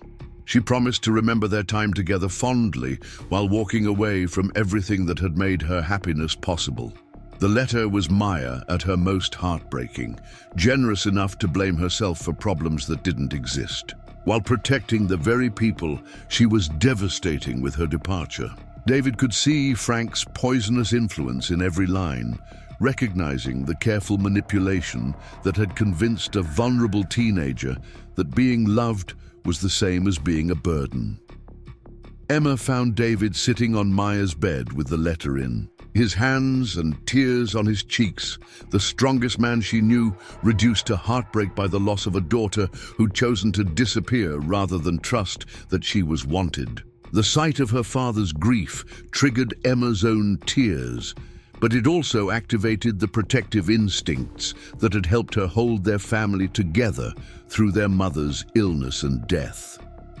"We have to find her," Emma said, settling beside David on the bed that still smelled faintly of Maya's presence. "She's making a huge mistake, and we can't let pride or fear keep us from bringing her home." David nodded, already mentally organizing the search that would consume every resource. At his disposal, Maya had been gone for hours, but she was 16 and on foot in a small town where people knew each other's business. Someone had to have seen her, noticed a teenage girl carrying garbage bags in the early morning hours when most people were still asleep. The news of Maya's disappearance spread through the household with devastating efficiency. Jake's expression shifted from confusion to anger as he processed the implications of her departure, furious that someone he'd come to think of as a real sister would choose to leave without trusting him enough to ask for help. The twins clung to each other with the synchronized distress of people who'd shared a womb and couldn't understand why someone would voluntarily separate from family. Sam's reaction was perhaps the most heartbreaking, his 9-year-old mind unable to comprehend why Maya would leave when she'd promised to help him build a treehouse next summer. His tears were honest and uncomplicated, the grief of a child who'd lost someone important without understanding what he might have done to cause their departure. Rose's questions cut the deepest, her 4-year-old directness stripping away any possibility of adult euphemisms or gentle explanations. Did Maya go away like Mommy did? Is she not coming back either? The innocent equation of Maya's departure with their mother's death revealed how thoroughly she'd been integrated into the family structure, how her absence created a wound that went beyond temporary disappointment.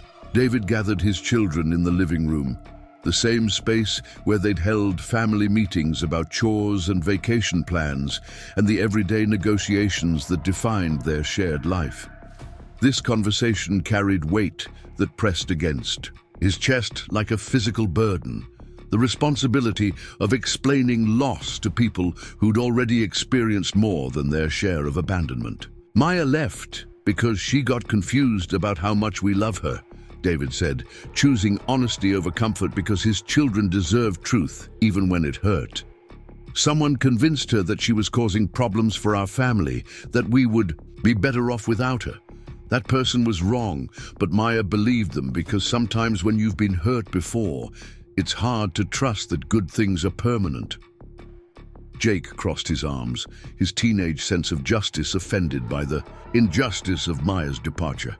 "So we're just supposed to accept that she's gone? Let her ruin her life because she listened to some loser who doesn't know anything about our family? We're going to find her, David said firmly. "And when we do, we're going to convince her that this is where she belongs, that love isn't something you earn through perfect behavior or financial contribution, but it might take time, and it might be harder than we expect." Emma was already reaching for her phone, her fingers flying across the screen as she contacted friends and classmates who might have information about Maya's whereabouts. The social networks that teenagers maintained through constant digital communication suddenly became tools of rescue rather than entertainment, with dozens of people mobilizing to search for someone who'd become important to their community. The next hours blurred together in a frantic symphony of phone calls, door-to-door searches, and increasingly desperate attempts to locate a girl who seemed to have vanished as completely as if she'd never existed. David contacted his construction crew, who spread out across Millbrook with the systematic efficiency of people accustomed to solving complex problems through coordinated effort. Mrs. Patterson organized the neighborhood women into search teams that covered every park, bus station, and public space where a frightened teenager might seek shelter. Jake and Emma questioned classmates with the intensity of detective interrogations, trying to identify anyone who might have had contact with Maya in the days leading up to her disappearance.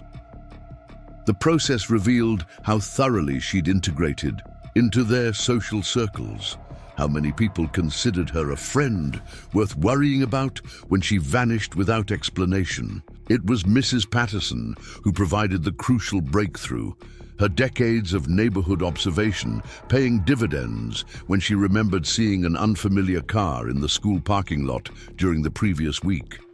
Her description of the vehicle and its driver matched Frank perfectly, connecting Maya's departure to an external threat that had been stalking her without the family's knowledge. "That man was watching her," Mrs. Patterson said, her voice tight with anger at the violation of community safety. "I should have trusted my instincts and called the police when I saw him lurking around where children gather."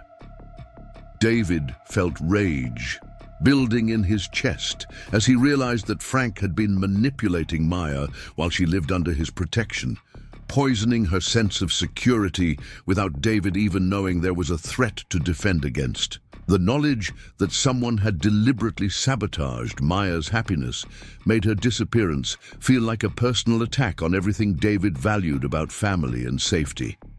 Armed with Mrs. Patterson's description and the growing certainty that Frank was involved in Maya's departure, David expanded his search beyond Millbrook's borders. Frank's last known address was in a neighboring city notorious for its struggling economy and limited opportunities for legitimate employment. If Maya had gone to him voluntarily, that's where David would find her. The drive to Frank's neighborhood took David through areas of urban decay that reminded him of his own childhood, places where people lived day to day without much hope for improvement or escape. The apartment building where Frank lived was exactly what David expected: poorly maintained, minimally secured, and populated by people who'd learned not to ask questions about their neighbor's business. David climbed stairs that creaked ominously under his weight, following apartment numbers until he reached the door that matched the address he'd obtained through a combination of internet searching and calling in favors from people who knew how to find information about individuals who preferred to remain hidden. The building smelled of old cigarettes and broken dreams, an environment that made David's skin crawl with the knowledge that Maya was somewhere in this maze of despair. Frank answered David's knock with the wariness of someone accustomed to unwelcome visitors, but his expression shifted to calculation when he recognized the man who disrupted his previous schemes involving Maya. The two men faced each other, across a threshold that represented everything wrong with a world where children could be treated as commodities rather than human beings deserving of love and protection. "Well, well," Frank said, leaning against his doorframe with false casualness. "Didn't expect to see you here, Rodriguez. Having second thoughts about your charity case?" David's hands clenched into fists, but he forced himself to remain calm, despite the rage burning in his chest. Violence wouldn't help Maya, And Frank was exactly the kind of person who would use any aggressive behavior as justification for refusing to cooperate with efforts to locate her. "Where is she?" David asked, his voice carrying the quiet intensity of a man who'd moved beyond anger into something far more dangerous. "Where is Maya?" Frank's smile was ugly, full of satisfaction at having successfully disrupted the happiness he'd been excluded from. Maya made her own choice, decided she was tired of being dependent on people who didn't really want her around. Can't say I blame her for recognizing reality when it finally hit her in the face. The casual cruelty of Frank's words confirmed David's worst fears about the psychological manipulation Maya had endured. Frank had deliberately destroyed her sense of security and belonging, convincing her that the love she'd found was conditional and temporary. The damage he'd inflicted went far beyond physical harm, striking at the foundation of trust that made family relationships possible. "She's 16 years old," David said, stepping closer to Frank in a way that made the smaller man shift nervously. "Whatever you told her, whatever lies you used to convince her to leave, she's still a child who needs protection and guidance. If you care about her at all, you'll tell me where she is." Frank's laugh was bitter, devoid of any warmth or genuine amusement. "Care about her. I fed her and kept a roof over her head for years without getting anything in return except attitude and medical bills from those ugly scars.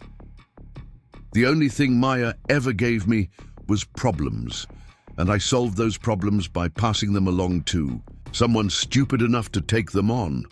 David felt something cold settle in his chest as he realized the depth of Frank's callousness toward his own niece. This wasn't just greed or desperation driving Frank's behavior. It was genuine resentment toward a child who'd survived tragedy and needed care. The knowledge that Maya had lived with such hatred for years explained her difficulty trusting that love could be unconditional. "The money stopped coming," Frank continued, clearly enjoying David's distress. "Whatever arrangement we had, it's over now. Maya figured out she was costing you more than she was worth, and she made the smart choice to remove herself from the equation. She's probably better off anyway." David grabbed Frank by the front of his shirt, lifting him slightly off his feet and pressing him against the doorframe with enough force to make his intent unmistakably clear. "Tell me where she is, or I'll make sure everyone in this building knows exactly what kind of man you are. I'll make sure the police know about your little side businesses, the ones that probably fund this apartment and keep you in beer money." Frank's eyes widened as he realized that David had done more research than expected, that threats about police involvement might carry real consequences for someone whose income sources wouldn't withstand official scrutiny. The fear that flickered across his face was the first genuine emotion David had seen from him, and it suggested that cooperation might be possible if the alternative was sufficiently unpleasant. "She's working," Frank said reluctantly, his voice strained from David's grip on his shirt. "New business opportunity, good money for girls who know how to keep their mouths shut and do what they're told." David's blood turned to ice as he processed the implications of Frank's words. The business opportunity could only be something exploitative and dangerous, exactly the kind of situation that preyed on vulnerable teenagers who had nowhere else to turn. Maya's scars had made her self-conscious about her appearance, but they wouldn't protect her from people who saw value in young women regardless of their physical imperfections. "Where?" David demanded, his grip tightening enough to make Frank gasp for air. "Give me an address, a name, something I can use to find her before whatever you've gotten her into destroys what's left of her life." Frank rattled off an address.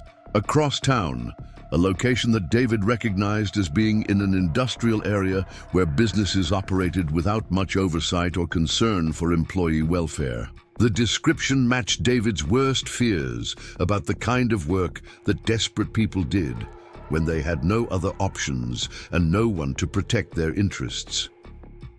David released Frank with enough force to send him stumbling backward into his apartment, then turned and ran for his truck without wasting time on further conversation. Every minute that passed was another minute Maya spent in danger, another opportunity for permanent damage to be done to a girl who'd already endured more trauma than anyone should have to survive. The drive across town passed in a blur of traffic, lights and increasingly desperate prayers to any divine power that might be listening. David's construction experience had taken him to every corner of the city, including areas where legitimate businesses operated alongside enterprises that existed in legal gray areas or crossed lines that should never be crossed. He knew the kinds of places where vulnerable young people could disappear forever, absorbed into systems designed to exploit their desperation. The address Frank had provided led to a warehouse district where buildings stood in various states of repair and abandonment. David parked his truck and began searching on foot, looking for signs of activity that might indicate where Maya was being held. The industrial landscape felt like a maze designed to hide secrets, with loading docks and service entrances that could conceal almost anything from casual observation. David found the specific building after 20 minutes of searching, guided by the sound of voices and the sight of several cars parked in an area that should have been empty on a weekend afternoon. The warehouse looked like dozens of others in the district, unremarkable except for the sense of wrongness that emanated from its slightly too quiet exterior. Approaching the building required careful planning, since David had no idea what he was walking into or how many people might be involved in whatever operation Frank had delivered Maya to. He circled the perimeter looking for entry points and observation positions, drawing on military training from his younger years that he'd hoped never to need again. Through a broken window, David caught his first glimpse of Maya in 3 days, and the sight made his heart break and his rage intensify simultaneously. She sat at a folding table with several other young women, all of them working on what appeared to be packaging or assembly tasks, under the supervision of men who clearly viewed them as disposable labor rather than human beings deserving of basic dignity. Maya looked exhausted and frightened, her characteristic confidence replaced by the defensive posture of someone who'd realized they'd made a terrible mistake, but saw no way to correct it. The spark that had made her artwork come alive, and her interactions with the Rodriguez family, so genuine, had been dimmed by circumstances that no 16-year-old should have to navigate alone. David spent several minutes observing the operation, counting people and identifying potential threats before making his move. The men supervising the work were clearly not expecting trouble. Their attention focused on productivity rather than security. The young women looked like they were being held through psychological manipulation rather than physical restraint, convinced that they had nowhere else to go rather than actually imprisoned. When David finally acted, he moved with the swift efficiency of someone who'd spent years solving complex problems under pressure. He entered through a service door that hadn't been properly secured, crossing the warehouse floor with purposeful strides that announced his presence without giving anyone time to react defensively. "Maya," he called out, his voice carrying across the space with unmistakable authority. "It's time to come home." Maya's head snapped up at the sound of her name, her expression cycling through disbelief, relief, and terror as she processed David's unexpected appearance. The men supervising the work operation began moving toward him with the aggressive posture of people protecting territory. But David's size and obvious determination made them hesitate before committing to confrontation. "You don't belong here," one of the supervisors said, trying to project authority despite the uncertainty in his voice. "This is a private business operation. You need to leave before there's trouble." David ignored the man completely, his attention focused entirely on Maya as he crossed the remaining distance between them. "These people aren't your family," he said, speaking directly to her while keeping his peripheral vision alert for potential threats. "They don't love you. They don't care about your well-being. And they sure as hell don't deserve your loyalty."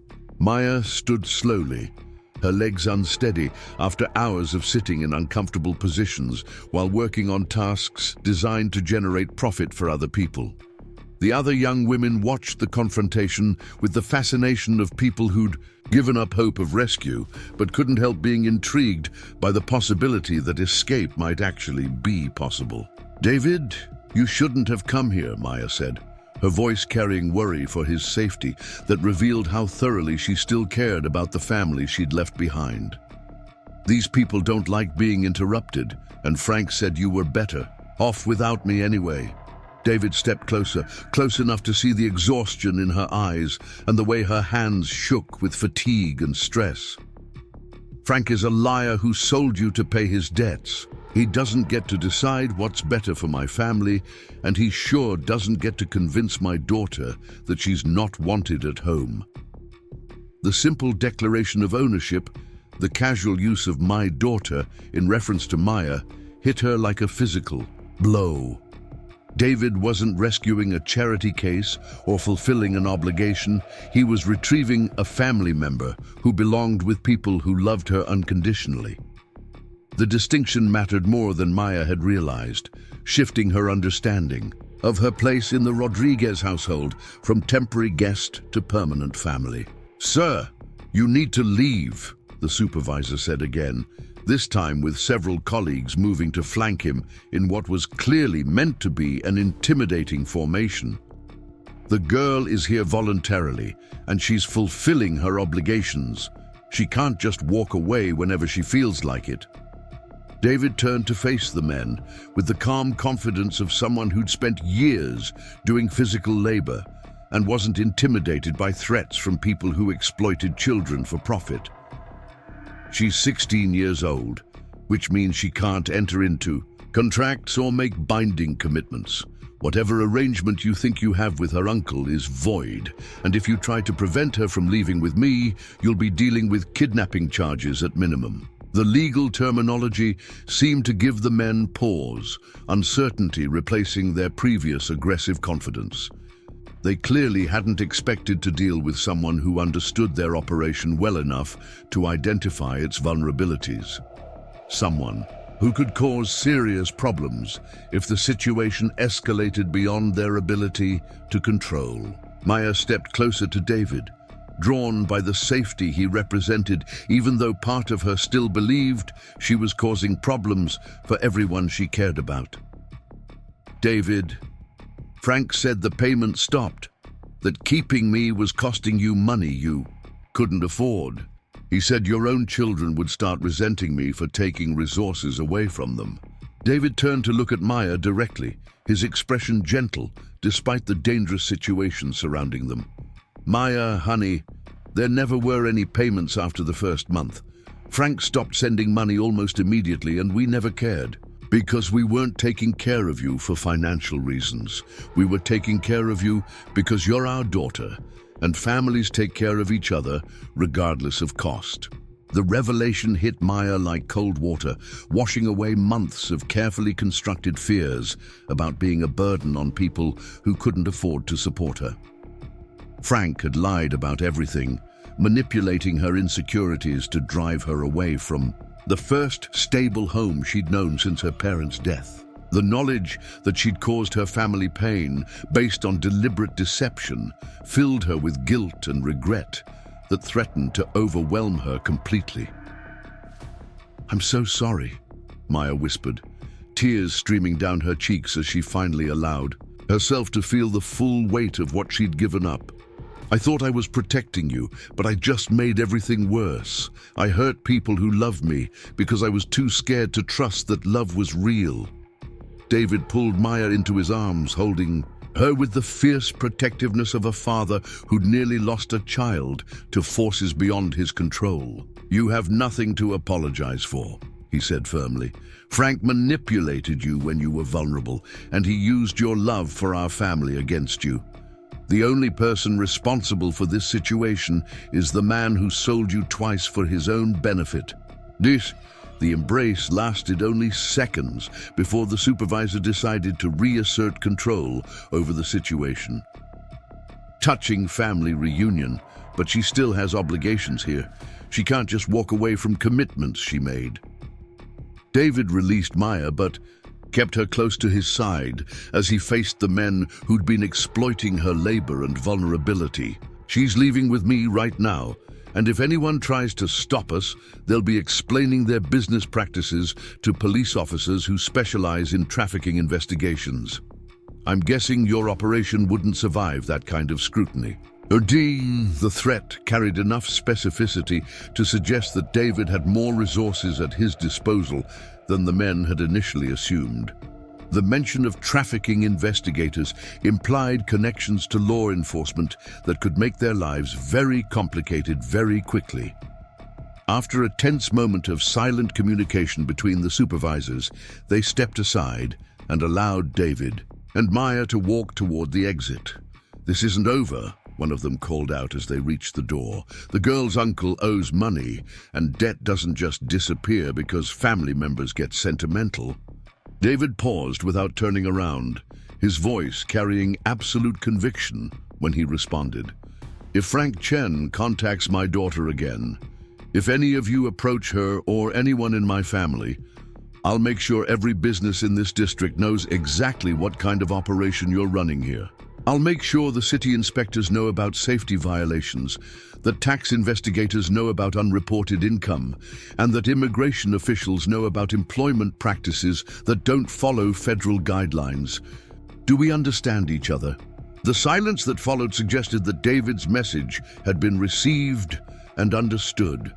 Maya walked beside him toward the truck, her steps growing steadier with each foot of distance they put between themselves and the warehouse. The afternoon sunlight felt like freedom after hours in the artificial lighting of industrial exploitation, and Maya found herself breathing more easily as they reached David's vehicle. The drive home was quiet at first, both of them processing the emotional intensity of the rescue and reunion. Maya stared out the window at familiar neighborhoods that looked different now that she was seeing them as permanent home rather than temporary shelter. The knowledge that she truly belonged somewhere, that her place in the Rodriguez family was secure regardless of financial considerations, was still settling into her consciousness like warmth returning to frostbitten fingers. "The others are worried sick," David said as they neared Maple Street. "Emma's been organizing search parties, Jake's been interrogating half the high school about your whereabouts, and Sam's convinced himself that you left because he said something wrong. Rose keeps asking if you went away like Mommy did." The description of her family's distress filled Maya with remorse for the pain she'd caused through her misguided attempt at self-sacrifice. "I never meant to hurt them. I thought leaving would make things easier for everyone." "Sometimes the right thing and the easy thing are two completely different choices," David said gently. "You chose what you thought was right, based on information that turned out to be deliberately false. That's not your fault, Maya. That's Frank's fault for lying to someone who trusted him to tell the truth." As they pulled into their driveway, Maya could see faces pressed against windows and the front door opening before David had even turned off the engine. The Rodriguez family poured onto the porch with the enthusiasm of people celebrating the return of someone precious who'd been feared lost forever. Emma reached Maya first, pulling her into a hug that lifted her feet off the ground and lasted long enough to make breathing difficult. "Don't you ever do that again," Emma said fiercely, her voice thick with tears and relief. "We thought we'd lost you forever, and it was the worst feeling in the world. You're our sister, Maya. You don't get to just disappear because someone convinced you that you don't matter to us." Jake's hug was briefer but no less intense, his teenage awkwardness temporarily set aside in favor of genuine emotion. "You scared the hell out of us," he said simply. "Next time you think about leaving, maybe talk to us first so we can tell you why it's a stupid idea." The twins wrapped themselves around Maya simultaneously, their synchronized relief creating a tangle of arms and tear-streaked faces that somehow managed to be both overwhelming and comforting. Sam's approach was more cautious, his 9-year-old mind still processing the fact that people he loved could choose to leave and then choose to come back again. "Are you staying this time?" Sam asked, his voice small and uncertain. "Or are you going to go away again when I get used to having you around?" Maya knelt to Sam's eye level, taking his hands in hers as she made a promise that felt like the most important word she'd ever spoken. "I'm staying, Sam. I'm never leaving this family again, not voluntarily. This is my home and you're my family, and nothing anyone says will ever change that." Rose's approach was characteristically direct, marching up to Maya with the determination of a 4-year-old who'd been deprived of her puzzle partner for far too long. "Maya, you missed 3 tea parties, and Mr. Elephant is very upset with you. You have to apologize to him and promise to never miss tea again." The absurdity of being scolded by a preschooler for disappointing a stuffed animal broke the last of Maya's emotional control, and she found herself laughing through tears as she agreed to formal apologies and renewed commitments to regular tea. Party attendance, the easy return to family routines, felt like stepping back into a warm house after wandering lost in the cold. Mrs. Patterson appeared from her own yard with a casserole dish, and the satisfied expression of someone whose protective instincts had been vindicated. "I told them you'd be back," she said firmly, handing the dish to David. "Children belong with families who love them, and that man who came around asking questions clearly didn't understand the first thing about love." The evening that followed was a celebration disguised as a normal family dinner, with everyone contributing to conversation that carefully avoided discussing Maya's absence, while making it clear that her presence was valued and necessary to their happiness. The Rodriguez household's usual organized chaos felt more precious now that Maya understood how easily it could be lost, how fragile the bonds of family could be when threatened by external manipulation. As the younger children were settled for bed, Maya found herself in the kitchen with David, recreating the morning coffee conversations that had become one of her favorite family traditions. The familiar ritual felt like coming home to herself as much as to a physical location, a return to the person she'd been before Frank's poisonous words had convinced her that love was conditional. "I have something to tell you," David said, settling into his usual chair with a seriousness that made Maya look up from her coffee. "Your being here has never been about money, but even if it was, we'd find a way to make it work. You're not a financial burden, Maya. You're an investment in our family's future, in the kind of people we want to be, and the kind of home we want to create." Maya nodded, understanding now what she'd been too frightened to believe before. Frank made it sound like love was something you earned by not causing problems, by not needing too much care or attention. But that's not how it works in real families, is it? Real love is exactly the opposite, David confirmed. It's choosing to care for someone, especially when they need extra support, when they're struggling or scared or making mistakes. It's not about perfect behavior or financial contribution. It's about belonging to each other, regardless of circumstances.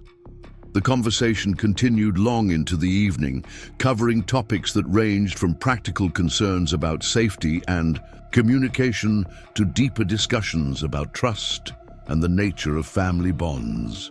Maya felt pieces of herself settling back into place. The confidence and joy that had been growing before Frank's manipulation slowly reasserting themselves as she remembered what it felt like to be unconditionally wanted. When Maya finally went to bed in her own room, surrounded by artwork that documented her journey from isolation to belonging. She felt the deep peace that comes from being exactly where you're supposed to be. The bed was the same. The desk was the same. But Maya herself was different, stronger for having tested the bonds of family love and found them unbreakable. Outside her window, Millbrook slept peacefully under stars that seemed brighter than she remembered, and Maya drifted off to sleep, planning art projects and family activities and all the ordinary wonderful moments that make up a life lived with.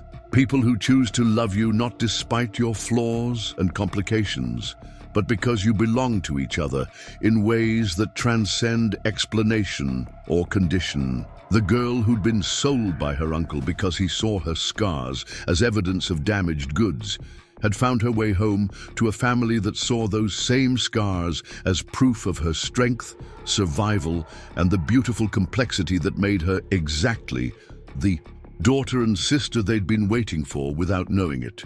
And in choosing to stay, in choosing to trust love over fear, Maya had completed her transformation from victim to survivor, to beloved family member whose presence made everyone around her more complete. Up next, you've got two more standout stories right on your screen. If this one hit the mark, you won't want to pass these up. Just click and check them out.